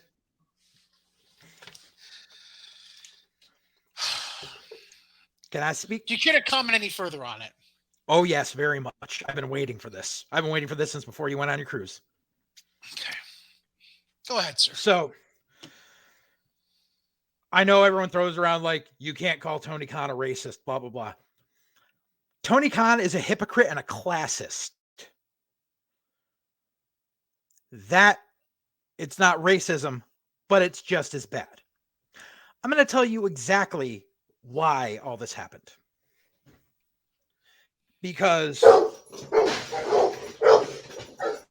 Mailman. I love the mailman drops. Anyways. So, certain people have jobs in AEW, so Tony has an in. I will explain. As I mentioned, Jade Cargill. She's fucking terrible, but she's Brandy's bestie. So you have to appease Cody and Brandy. Britt Baker fucking sucks, but she's Adam Cole's girl, and Adam is besties with the Bucks. So you have to appease them. Now we're going to get into worth their weight by association. Now, a year ago, I found a quote from Tony Khan talking up like Big Swole was going to be the next big thing. And saying, blah, blah, blah, blah, blah. She's got these wins, all this shit. And now suddenly his tune has changed, saying she's just not that good. Number one, you shouldn't have said shit. Like you said, shouldn't have said shit. The reason he kept Big Swole around was because he wanted an in to possibly sign her husband. You know, you can remind the crowd, by the way, who the husband is. Big Swole's husband is Cedric Alexander. Correct. The same reason when Max Caster did that old fuck up last year and he didn't get released, it's not because Tony gave him sensitivity training or any of that shit. No, it's because Max Caster's related to fucking Bobby Lashley, and Tony wants that in to see if he could possibly ever sign Lashley. Tony keeps people around to benefit Tony. Not so much benefit the company, but benefit his stupid, childish fantasy booker mind. Of, if I have this person, I can possibly get that person. But when it came time and found out that Cedric re-signed his fucking contract, well, then I've got no use for Big Swole anymore. So no, you're not getting re-signed because you're not related to anyone else that I could possibly use. And then it comes out, no, she wasn't talented. Motherfucker, you shouldn't have talked her up then. You're a fucking hypocrite.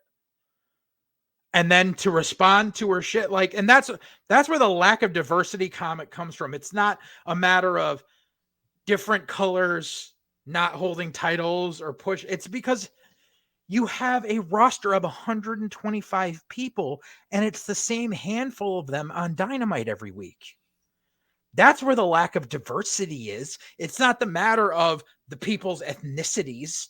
Mm-hmm. It's a matter of it's who you fucking know and who you're buddies with. You've got people that have been there since fucking day one who have not been on Dynamite in a year. Fucking Janela, Sonny Kiss, fucking what do you call it? Fucking JD Drake, fucking Jay Lethal. You brought in Jay Lethal for that one fucking match, and since then he's been on fucking YouTube. Because he can't bring in anyone else. He's just Jay Lethal. You brought him in for the fucking prop on that one day and then said, fuck it. I want another shiny toy. This week's shiny new toy was Jake Atlas. Because, hell, let's throw the Jake Atlas bingo ball into that fucking tumbler of I'm retired, I'm not retired, along with ACH and Leo Rush and fucking Davey Richards. Because Jake Atlas said he was done with the wrestling business. And then Tony Khan went, oh shit, I was just told I'm not diverse enough. Let's throw money at the openly gay guy. And so here, Jake Jake, he did a match on YouTube. Like, you know how many indie guys just do a fucking match on YouTube and that's the end of it? But no, then Tony Khan comes out. He's like, I just signed him. So now he's going to get a match or two on Dynamite tops. And then he's going to get relegated to YouTube until Pride Month comes around. And then Tony's going to dust him off again to go, look at my diversity. And I guarantee you, if he's still around by that point, come June, he's going to fucking put together fucking Jake Atlas and Sonny Kiss as a tag team. And they'll be on YouTube. Because he just split up Sonny Kiss and Janela. For those people that actually watch YouTube.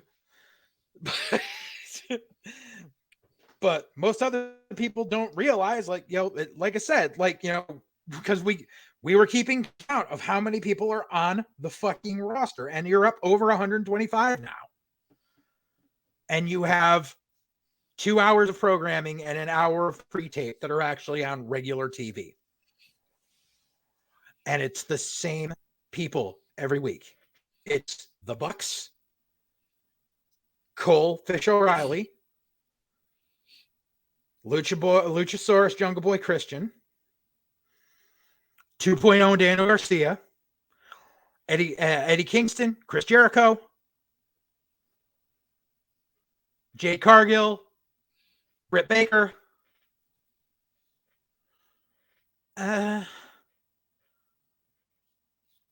Malachi Black, maybe. FTR, maybe. Wardlow. That's about it. Obviously, fucking Diet Cornette and his fucking fanboy fuckery. But still, like, when I can name your entire crux of your programming off the top of my head in 10 seconds, and you have 125 people on your fucking payroll, like, this isn't like a fucking football team where you've got first string, second string, third string. You can't treat it like that and just keep signing people because there's no salary cap. Like, you're in the fucking red still, and you keep signing people. Oh yeah, I forgot Danielson, Punk, and MJF. I was wondering if you could get to them. Yeah. But so, like, and it's done nothing to move the needle. Oh, and it's so fucking ridiculous. Oh, by the way, remember the whole thing about how them moving to TBS was going to get more eyes on them because TBS is in more households? They pulled in 1 million viewers. The same as what do you call it, for their premiere on TBS? Mm-hmm. They were expecting raw numbers, and they didn't get it because nobody cares. And that's going to circle me back around before I start in my rant on Dynamite. That's going to circle me back to something you said in part A. The Fox push. So you said more people watch SmackDown because Fox pushes it on all the programming. Mm-hmm. Which I agree with. I wholeheartedly agree with that statement. This is something I've mentioned before, and it's something that I guess I'm going to have to mention again because the internet doesn't seem to want to listen, and they always, and I had this argument with a friend who, like, just randomly texts me with stupid ass Mark questions because he doesn't actually watch wrestling, but then, like, I'm just like, dude, shut the fuck up. And I'm like, dude, just listen to my fucking podcast because I'm sick of fucking having to answer these questions. Like, just shut up. I am sick and fucking tired of the argument of WWE's been around for 50 years and this company's only been around for 2. So they're doing pretty good in WWE's numbers and blah, blah, blah. And these numbers, you can't expect them to get WWE's numbers in this many years. That's the dumbest fucking argument on the goddamn planet. Because if you are going to judge how many people are watching a show based on how many years it's been, then the Tonight Show would be getting 85 million viewers a night. And it doesn't. fucking 2020 could be getting 50 million viewers every time they come on the air. 60 minutes. 60 minutes? Yeah, baby. SNL. Saturday Night Live. Exactly. It doesn't matter how many years you've been on. And especially when you do a media blitz. The Fox push obviously works for SmackDown, but Dynamite and Rampage get commercials every hour of programming on TNT and TBS. Every hour during the day and night. There is at least one, if not three, ads for Dynamite and Rampage during the commercial breaks every fucking hour of the day on both Turner stations. And you ain't drawing shit. You know why? Because your program fucking sucks. And continually signing WWE guys for an initial pop does not sustain your shitty fucking booking. People have no reason to keep watching. They go, Nope. That guy's there now. Okay, that's it. Oh, because then they're like, oh look, here's Flippy Dudes in a hardcore match for no reason. Why the fuck is this guy on TV again talking about how shitty this company is? And like, it's the same bullshit every week. Like, you want to talk about how boring Raw is? Yeah, you know something, Raw gets fucking boring at times, but it's not nearly as predictable as AEW. So with that being said, let's get to Dynamite, shall we? By the way, quick thing.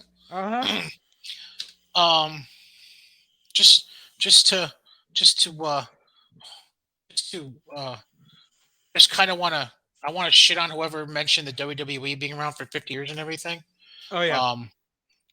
So I want to provide a correction.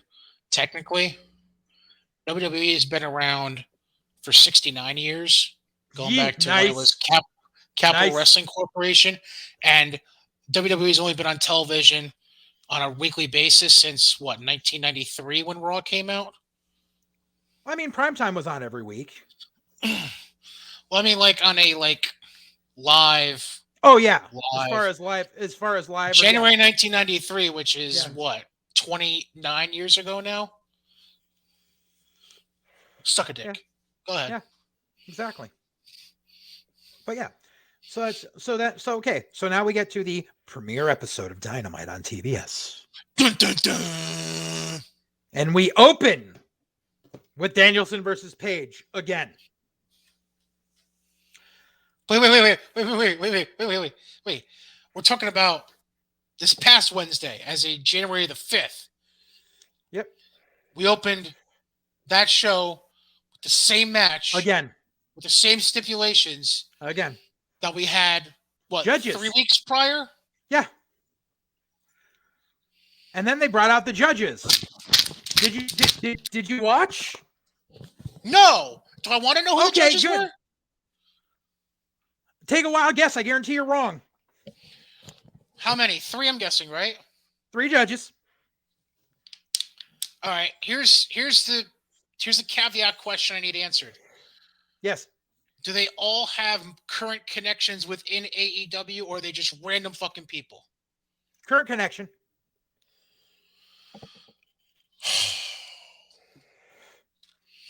I want to guess Big Show. Paul White is one of them. Yep. Wow. All right. Mark Henry. Yep. I doubt I'm going to get the third one. I'm between. I want to say one. I want to say a name, but I don't think they'd be. I'll give you 2 guesses on the third. I want to say Jerry Lynn. Bingo! Holy shit! Wow! The 3 judges at rings. They weren't even they were behind the barricade, sitting in regular seats with clipboards. Well, that's a shitty presentation. What the fuck? They weren't even dressed in suits. They were just dressed like they came from the back.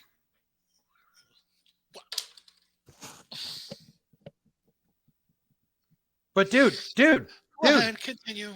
It doesn't matter because there was a definitive finish.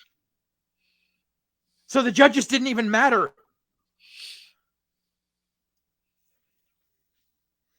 Continue. So the match starts going. Both these motherfuckers gig in the first 10 minutes. Why? So they're both bleeding all over the place. There's a time for that shit, but no. They're both bleeding all over the place, which led me to believe that they were going to pull the ref stops because both of them has lost too much blood bullshit. So they could have a third match.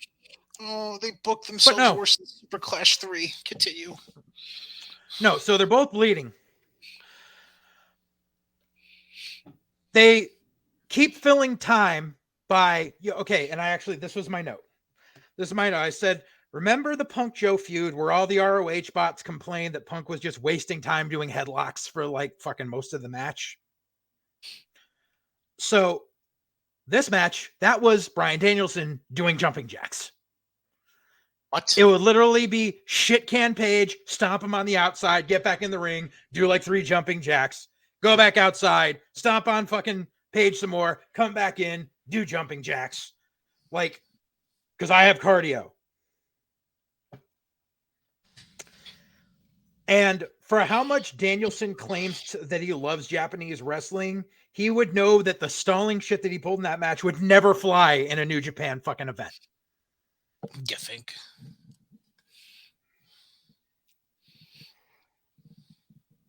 The fucking Excalibur again on commentary literally says Hangman Page slow to get to his feet, and Page kips up while he's saying it. Oh, that makes me laugh. Oh, that's great. We have no clue how the judges are judging, if it's a point system or whatnot, because they never acknowledge the judges at all during the match. Shocker! The ref keeps... This is the first time I've fucking seen this. Every time they're on the outside, the ref goes outside and is throwing the guys back into the ring. Like literally putting hands on the workers and pushing them back into the ring. What? Who was the referee for this match? I don't fucking know. I don't know the names of their refs. Oh, just describe them to me. I don't remember. It wasn't the bald one. That's all I remember. It wasn't so the bald wasn't one. Rick Knox. Was it Aubrey Edwards? Yeah. She's a female. I mean, that's obvious. Right. Was it a chick? No, it was a guy. I remember somebody even said in the chat, "Who the fuck is this shit?" Was he balding at all? I think so. Bryce Remsburg? Maybe. Short, bald, but still has a little bit like on the sides. Probably, yeah. All right, so it had to be Remsburg or Paul Walker, but continue. Go ahead. Yeah, it was terrible. Fucking Page. Fucking, like, and this just shows how fucking indie-rific these guys still are. They don't pay attention when cameras are on them. So fucking Page does a fucking bump to the outside, doesn't look to see if there's a camera near him, and so he's supposed to be knocked out, and you see him fixing his fucking knee pad while the ringside camera's right on him. Why the fuck is the ref touching the wrestlers? This is his first fucking day on the job. Yep. And then Hangman decides to, at one point, get back in and do bloody jumping jacks to mock Danielson. Literally 20 minutes in the match, and only like 4 wrestling moves have happened. It was literally just punch, kick, throw to the outside, throw into the barricade, throw into the ring post. I said, if this were WWE, this crowd would be shitting all over it. Yet they were chanting, "This is awesome." By the way, it was Paul Walker that was refereeing, the guy that used to be a Ring of Honor. Okay. And then let's see. The same guy that refereed the first title match between them. Oh, okay. I think Danielson hit the Busaiku knee, and Danielson hit the Busaiku knee, and Hangman kicked out of 2. Someone said the move that beat John Cena can't beat Hangman Page. What the fuck? Let's see. And then, yeah, so it went fucking like 35 minutes, and Hangman Page won with the buckshot lariat. Clean.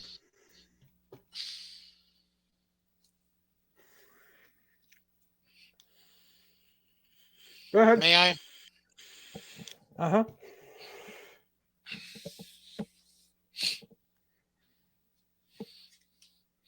I'm done with this match.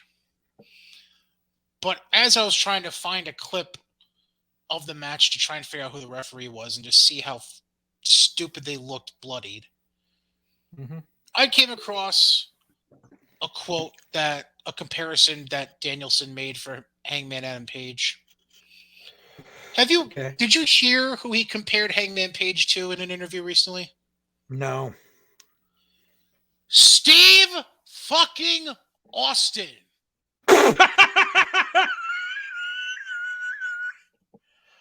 Oh God, I'm seeing stars. He compared Hangman to Stone Cold. Fuck you. Jesus fuck.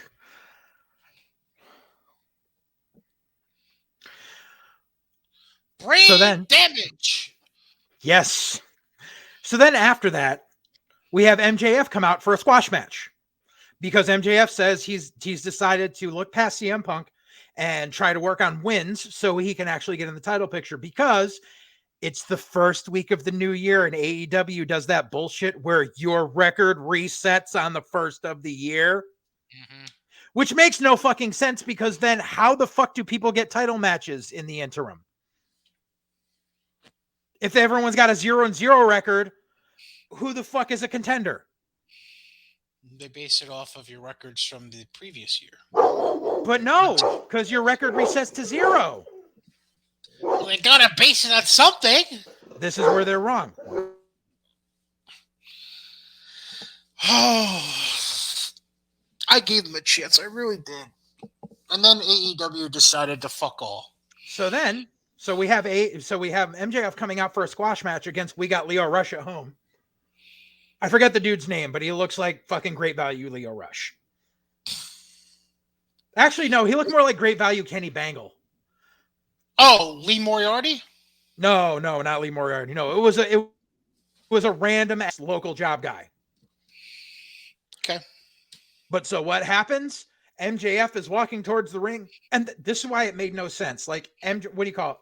So MJF gets in the ring. You didn't even hear the fucking bell ring. MJF gets in the ring. Punk comes running down the fucking ramp. Punk gets in the ring. MJF takes a powder. Punk takes the fucking innocent job guy and gives him the GTS, and the ref goes, MJF is disqualified. Okay. That's some sports entertainment bullshit. So now MJF has a losing record, because that's exactly what they fucking said on commentary. This whole past year where MJF was undefeated doesn't matter. MJF has a losing record now.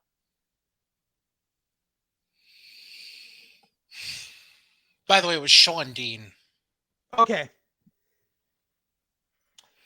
So, and then Punk cuts a promo on him. 44-minute mark is the first mention of WWE, because I keep it timed every week. So considering take out the first match, because that match went 35 minutes, they technically went 11 minutes before a WWE mention in the program. So basically Punk says, I'm going to keep doing this to you until you face me. So fucking, what do you call it? And he said, so next week, and MJF was like, blah, blah, next week, you're going to face Wardlow. So we get Punk versus Wardlow next week, which they've got Wardlow as a fucking monster right now. And they're going to fuck that up. Because either this is going to be when Wardlow splits from the fucking Pinnacle, or they should do some shit where MJF comes in and punches Wardlow and Punk gets disqualified, and then Punk's got a losing record for the year. Fucking bitter Punk. I forget what exactly he said, but it was something super fucking bitter about WWE. Oh, yeah, because MJF mentioned that he could garner more. Like MJF said, "You're just pissed because you never actually main evented a WrestleMania." And Punk said, "Yeah, you go ahead and get signed to be on night 4 of a buy one get one fucking $9.99 shit." And like people were like, "Ooh," and I was like, "Yeah, guess what? Fucking, he'd still get more money." And that was when I brought up the fucking the everyone's record resets. Fucking Jericho came out and did some bullshit. They were in Newark. That's right. So Jericho pulled some shit. Look at the basement goblin. Oh yeah, it was all ugly people in the crowd. That's what Jericho has invested in Jerome Russell hair thickening spray. The stuff that Tommy Dreamer used for years and that James Mitchell used. I recognize that shit. And Jericho trying to call fucking the dude from 2.0 Squarehead, trying to get that to be a thing. To fuck that shit. Fucking Daniel Garcia in 2.0. And who the fuck came out with a bat? Who the fuck came out with a bat? Someone came, I think it might have been Jericho. And it was like, isn't the bat Sting's gimmick? Yep, it was Jericho.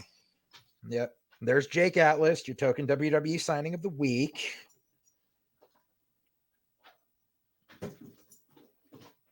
Called Wardlow had another squash match. I was like, look, it's not Mason Ryan. And they did the same bullshit where Wardlow wins after like 5 power bombs, and then Spears fucking beats up the guy with a chair afterwards. Like, we get it. Wardlow's a beast. This is a squash match, and Sean Spears steals his heat. You've done it every fucking week now. Like, that's enough. Either fucking give this guy something else to do or go the fuck away. Like, now you're deciding to push Wardlow as a monster when you've had him this fucking long. And like, what are you going to do? What are you going to have him go against fucking Sammy Guevara for the fucking TNT title? Or are you going to have him go against Paige? Because that's a match I want to see 4 times. Where's Jay Lethal? Yeah. Fucking Ruby Soho and Jade Cargill. I was hoping you get to this. Well, I was going through the night. I know. So I honestly thought this entire tournament was designed to put a title on Ruby because they had her come in and job to Britt Baker so quickly. Correct. Plus, it would make sense if your main champion is a heel for the secondary women's champion, which shouldn't be a thing. That would make sense. Is a babyface. That would make sense. But no, this entire tournament was designed to get Brandy's bestie over. And she went over clean. Heel chick who can't work, that has a heel manager who's a piece of shit. And a heel sidekick now, Mercedes Martinez. Right. Well, that thing is they had Mercedes come running out at the beginning and get chased off by Thunder Rose. Right. So they got that part out of the way. And then Sterling tried to interfere, but he got tossed from ringside before he could interfere. Right. But then Jade fucking goes over clean in like fucking 6 minutes. And it's like, you want to bitch about the women's division in WWE? At least they have competent workers on Raw and SmackDown as champions. I know.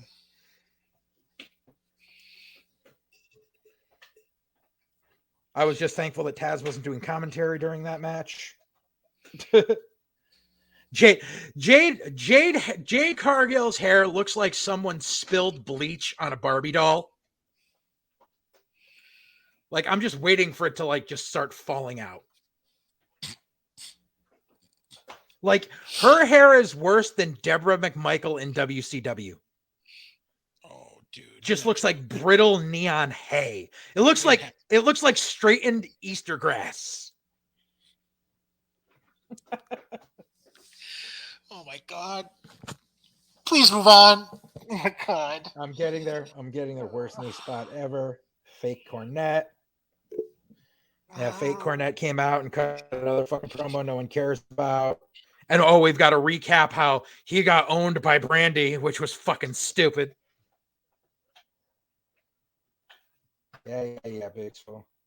And that, so there's literally nowhere for Ruby to go right now. She jobbed clean in both title matches against fucking heels. There's nowhere for her to go now. Like, as much as they talk about, and I'll get to this after Dynamite, about Kenny fucking booking the women's division, they have no fucking contenders for either title because they have every fucking babyface fucking job flat. And they have no one believable because the only semi-believable people they kind of have are in their own feud of we don't repeat matches, but here's Hikaru Shida and Serena Deeb for part number 7. Yep.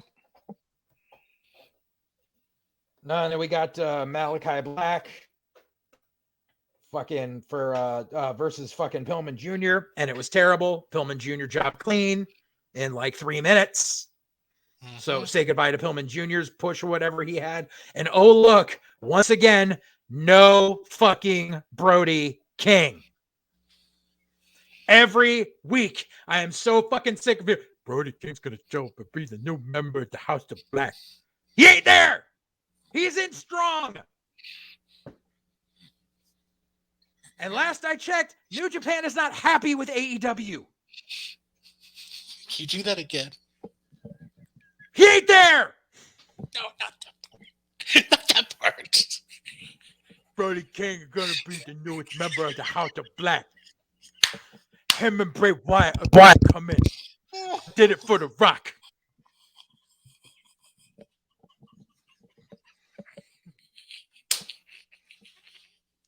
Give me a second. Oh God.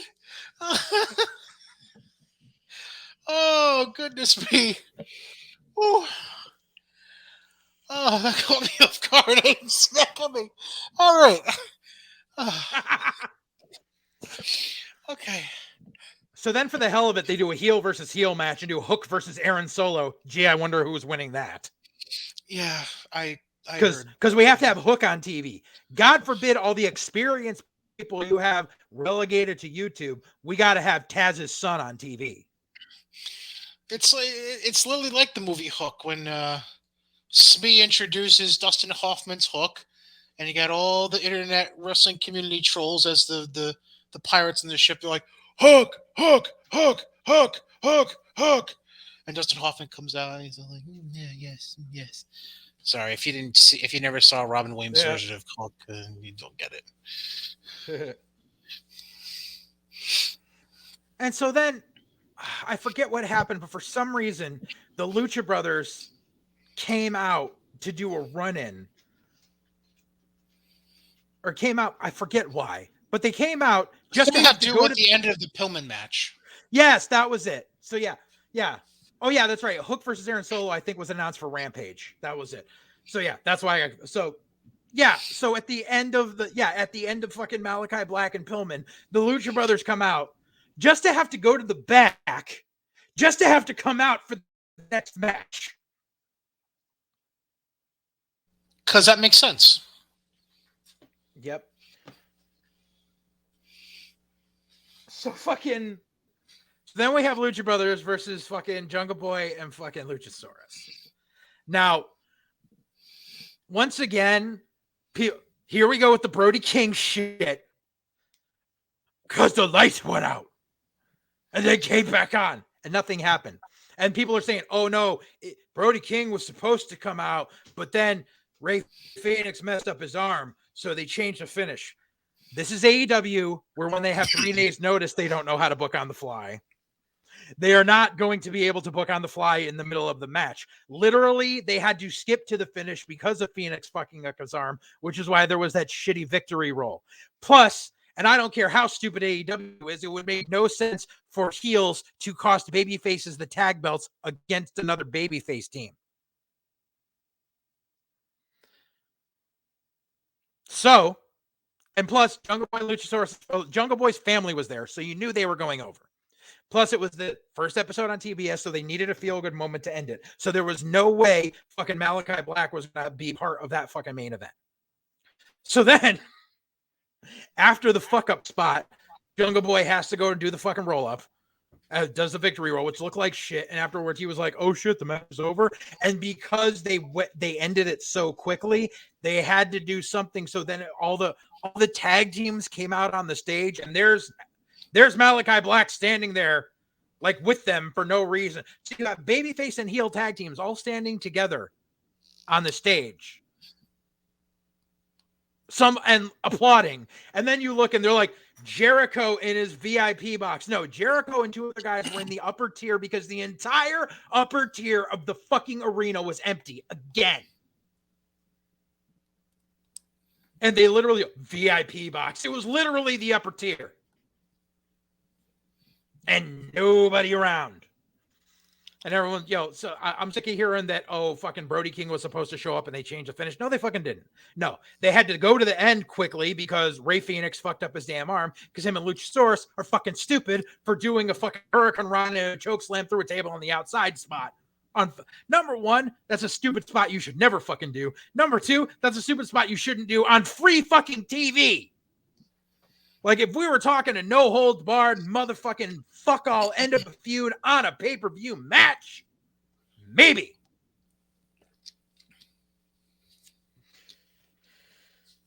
And I throw, fuck this match. Terrible. New tag champs. The entire upper tier of the arena was empty. Lights literally shut off for no reason. And people are like, where's Brody King? And I went back and went, not this week, motherfucker. I'm so sick of that shit. Like, until fucking Brody King doesn't appear on New Japan Strong, there's no chance of him. Just because he tags with fucking Tommy End in fucking one indie does not mean they're going to bring him in. And now that Impact is working with what Ring of Honor in some semblance, and Impact already uses Homicide, I guarantee Brody King, if he's going to go on TV, is going to go to Impact and be part of Violence Unlimited. If he doesn't just stick with fucking New Japan Strong right now. Like, this whole House of Black thing, he's been saying that shit since the first week he came out. It doesn't mean it's going to be a stable. That's just his thing. Yeah. Like, there's people are so fucking gullible. And like, watch. Well, it's not even that. They want to act like this wasn't the original. Here's because if you go back, all you have to do is go back and watch Tommy's stuff that he did on Twitch the first week after his release. Right. He was saying then what the plans were. The plans were what you're seeing right now. Yep. Like, would you be saying the same shit if he was doing this in the E? No. Right. I think, it's a cool gimmick because WWE knows what they would be doing with it. I guarantee you, if he was doing this in WWE, all of them would be saying what I'm saying now in AEW, and that's stop trying to make him the Undertaker.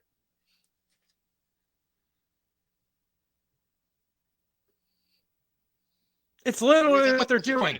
He's otherworldly. The lights go out. The lights come back on, and he's in the middle of the ring.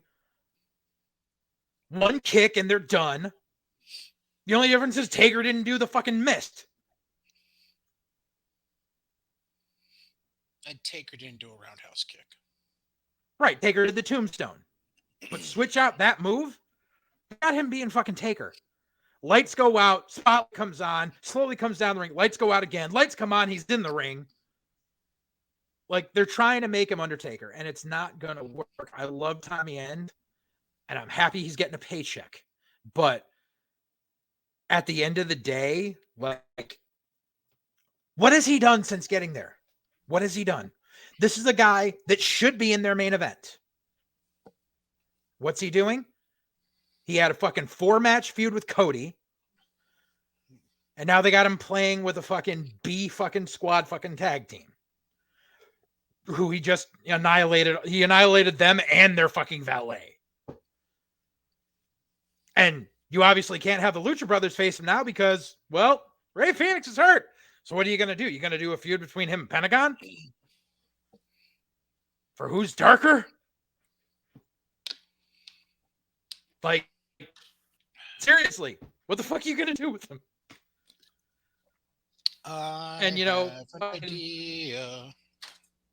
Go ahead. Look around the people you just mentioned. Mm-hmm. Who hasn't been around lately?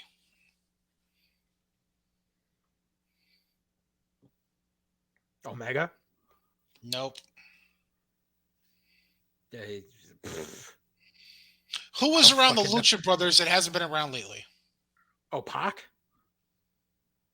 They already did that. Not against. Against Malachi? Yeah, they did. That's why know. Pac was wearing the eye patch. I know. Oh, but they didn't Keep do going. the blow off? No. Keep going with this. Okay. He hasn't been there. Okay. You could start going down the road if you want to with Penta. All right. You're asking me to guess out of a roster of 125 people. I boiled it down to 3 people. What the fuck do you think I'm asking them to do? It's not Penta, it's not Pac, it's not Rey Fenix, then who is it? If there's going to be a House of Black. Oh, okay. Have Pac be the first disciple. Oh, I get you. Like how they did with fucking, yeah. But again, we're asking for shit to make sense. Right. Yeah. It's just ridiculous. The booking is fucking terrible. And then you do me a favor. See if you can find the Nielsen ratings for Battle of the Belts. Let's see here.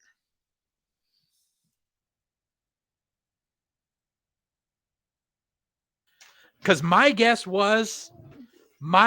on ratings for it was 600,000, and that was being generous.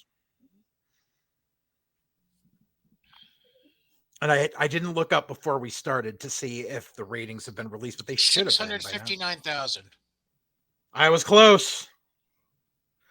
That's pretty fucking sad. The 18 to 49 demo averaged 313,000. Yay.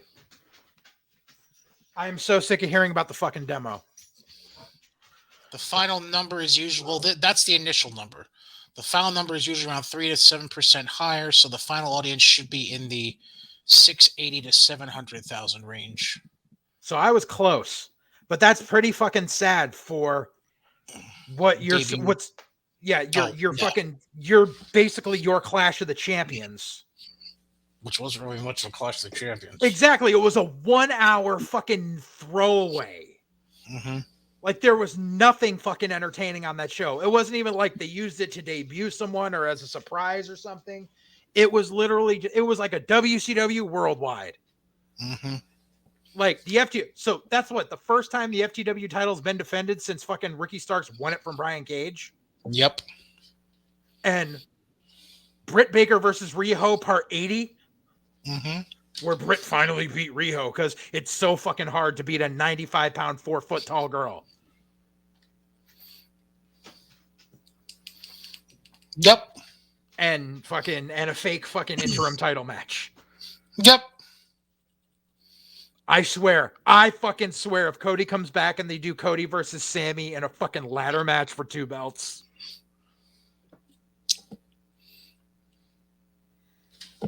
Because we all know Cody just recycles shit that his daddy booked.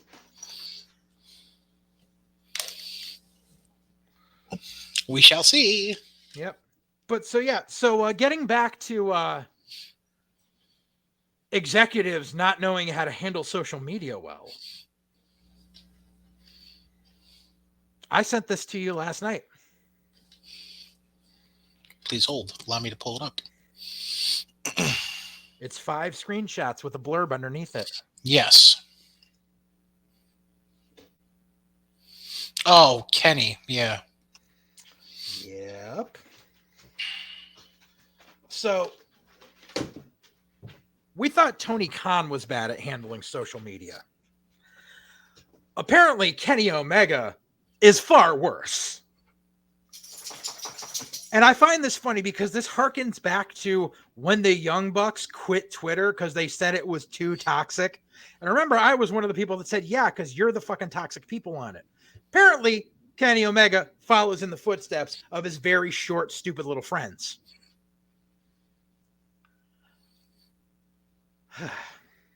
So,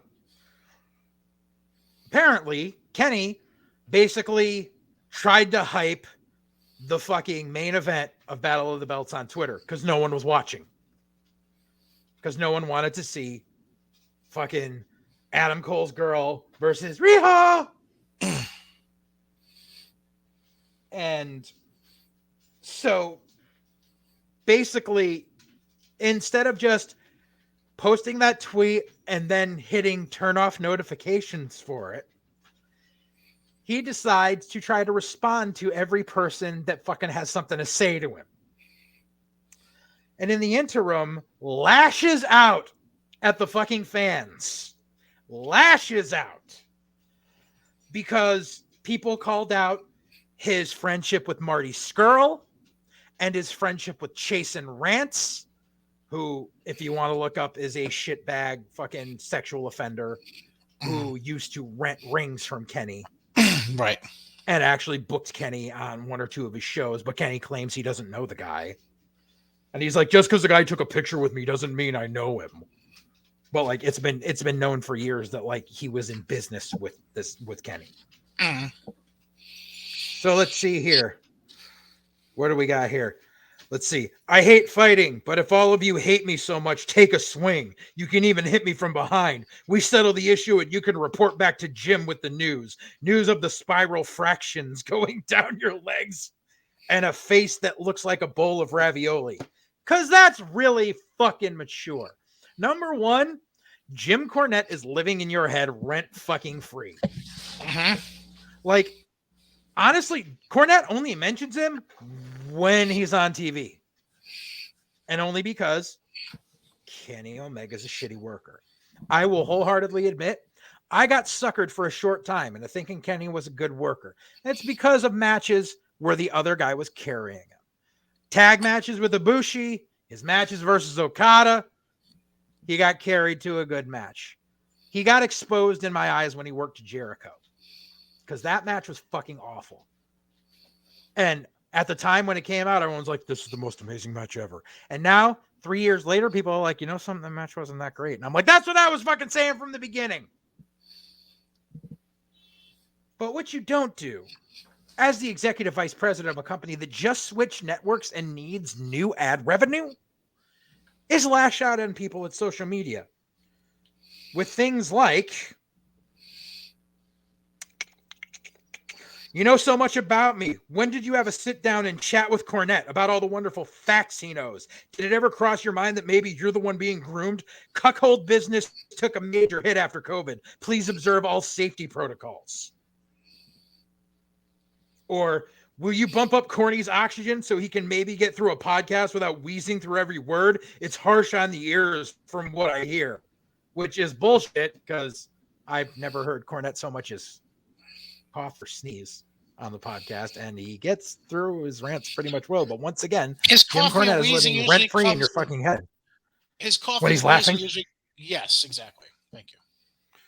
Right, but I mean, it's that like, why do you have to address Cornette? No one addressed him at you. Like you brought up Cornette, and then the whole. Yeah, fucking, he says to someone, you're tweeting a whole lot about questionable activity when your profile picture boasts you inappropriately touching a child you may or may not have abducted. Dude. You're an executive vice president of a fucking company. You don't accuse people of being pedophiles on social media. You keep your mouth fucking shut. And then someone brought up Chasen Rance, and he said, that's still your favorite story? That I'm friends with a guy that I took one picture with? Not in my cell, no DMs, no emails, but a picture at an event. Yep, my best friend. You guys have nothing. The proper thing would have been to turn off notifications and not respond to a single thing. Mm-hmm. But no, Kenny Omega has the maturity of a 16-year-old, and that's being that's being generous. That is being generous. That's being very generous. If people are getting to you this much, either you have something to hide, or you have no fucking maturity whatsoever, and you shouldn't be in such a position of power. Go ahead. Or option C, do what Naomi did at one point when social media got to be too much for her. Quit Twitter. Go to your profile settings, deactivate your account, and then you have 30 days to reactivate it without having to go through all the bullshit of setting it back up. Exactly. Like, obviously, we've covered on here the shit that I got into in Twitter because of the fucking Young Bucks and Kenny Omega. Mm-hmm. But after that, I use Twitter sparingly nowadays. I basically use it for like one-liners that might come to my head, some observations here. I used to live tweet fucking Raw and SmackDown and shit, but because we do this podcast now, like, I'm doing double duty. So right. Like, it's easier just to talk about stuff here. But yeah, like, fucking, it's unbelievable the amount of immaturity that you see, because now you see, 3 of your EVPs are toxic fucking entities on social media. That does not bode well for making money for your company that is in the red, because you took the entire amount that Turner Broadcasting gave you to invest into your video game division, and you have not yet produced a video game that has been in production for over 2 years. Like, you can put up the same screenshots all you want of this is what the test shit looks like. You should have come up with a game by now. If you had licensed to license to an actual company, your game would have been done already. But no, you literally tried to build a video game company from the ground up for one game. Like, that just makes no sense. WWE comes out with one game a year, maybe 2 if they do one of the offsets, like All-Stars or whatever. Mm-hmm. Like, you don't need your own video game company for one game. Mm-hmm. Like, that is the epitome of fucking like frivolous spending. Why don't you just I was gonna say it, but they already do it. Why don't you just buy your own arena to have fucking shows in? But that's what Daly's place is.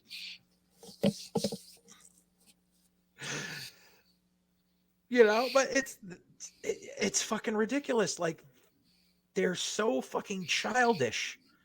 So, sorry, not 3 of your EVPs. 3 of your EVPs and your president all need their fucking phones taken away from them. Yep. Like, how fucking sad is that? And I said it before on here. You don't see Vince or Triple H or Stephanie on fucking Twitter being like, fuck you, Mark fanboy. I'd laugh my ass off. I would print that shit and frame it, but it's never gonna happen. No, it's not. I would love to see that shit someday. Like, Stephanie is be like, bitch, shut the fuck up, virgin. But it's never gonna happen. So, like, dude, take their fucking phones away. But it doesn't matter if you take their fucking phones away, because fucking goddamn coked up Rick Moranis is on Busted Open once a week, talking about his shit and talking about WWE while he's doing it. And then you got fucking Talk is Jericho-vid, where everyone is talking about shit on there. Fozzie's going on tour. They're playing fucking 200-seat fucking clubs because they know they can't fill it up past that. And they're only playing places that don't have mask mandates. So guess what? I ain't fucking going because I don't want to catch the Rona.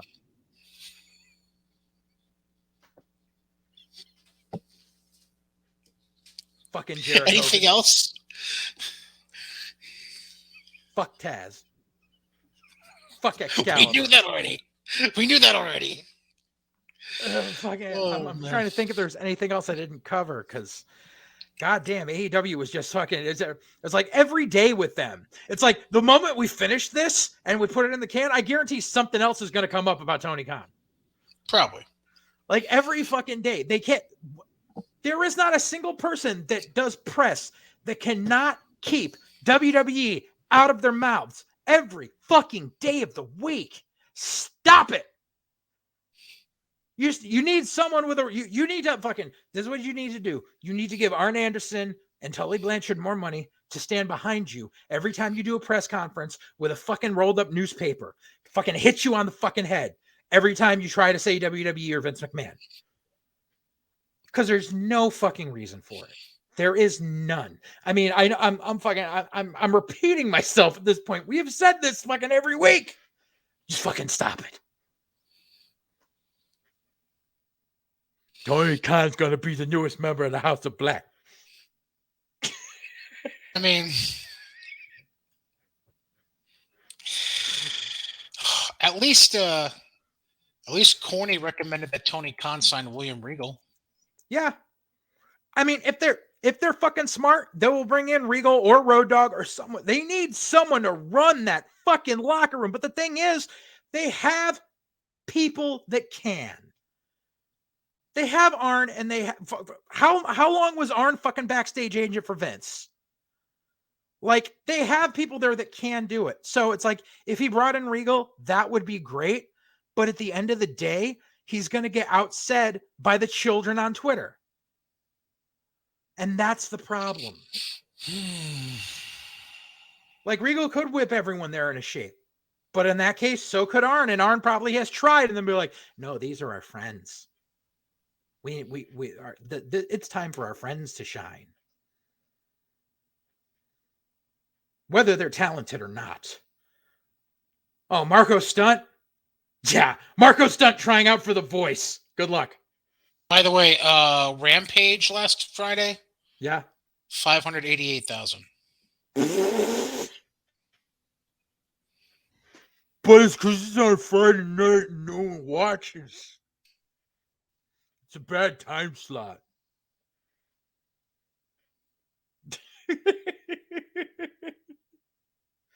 But now they're on TBS.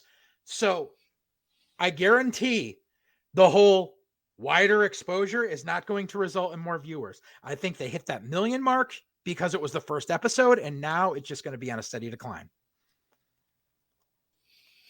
It'll pop up every few weeks when fucking Tony Khan brings in fucking the last person that was released from NXT for a week. And by Mania, they're going to have 150 people on the roster.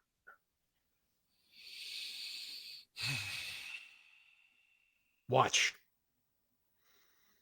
And meanwhile, Vince is going to go, I'm working with Impact, who's working with Ring of Honor, who's working with New Japan. And hi, come on in, guys. Let's all come in. Let's all chill on the couch. Let's all talk. Psst. All right. Hey. Psst. Hey. Yeah. SmackDown had 300,000 more viewers last Friday than the previous week. Yep. 2.27 million. Highest total viewership since December 17th. They also had the face-off between Brock and Roman on it, so I know Raw went up. And that goes back all the way to my thing about you can't bitch about part-timers, but then pop and watch every time Brock is on TV. Well, that'll be said. Anything else before we wrap things up? I think that's about it. Yeah. Well, that wraps up part 2 of episode 32 of White Heat, presented by our friends at Godzilla Media, sponsored by Johnstone Supply in Troy, Mohawk Honda, Scotia Glenville area of upstate New York. He's at JJ_Alexander on Twitter. I'm at Brian Cady on Twitter. Questions, comments, complaints, long form preachings about how horrible AEW is. Brian.Cady at GodzillaMedia.com. For all that, enjoy your wrestling. We'll be back for episode 33. Until then, fuck off.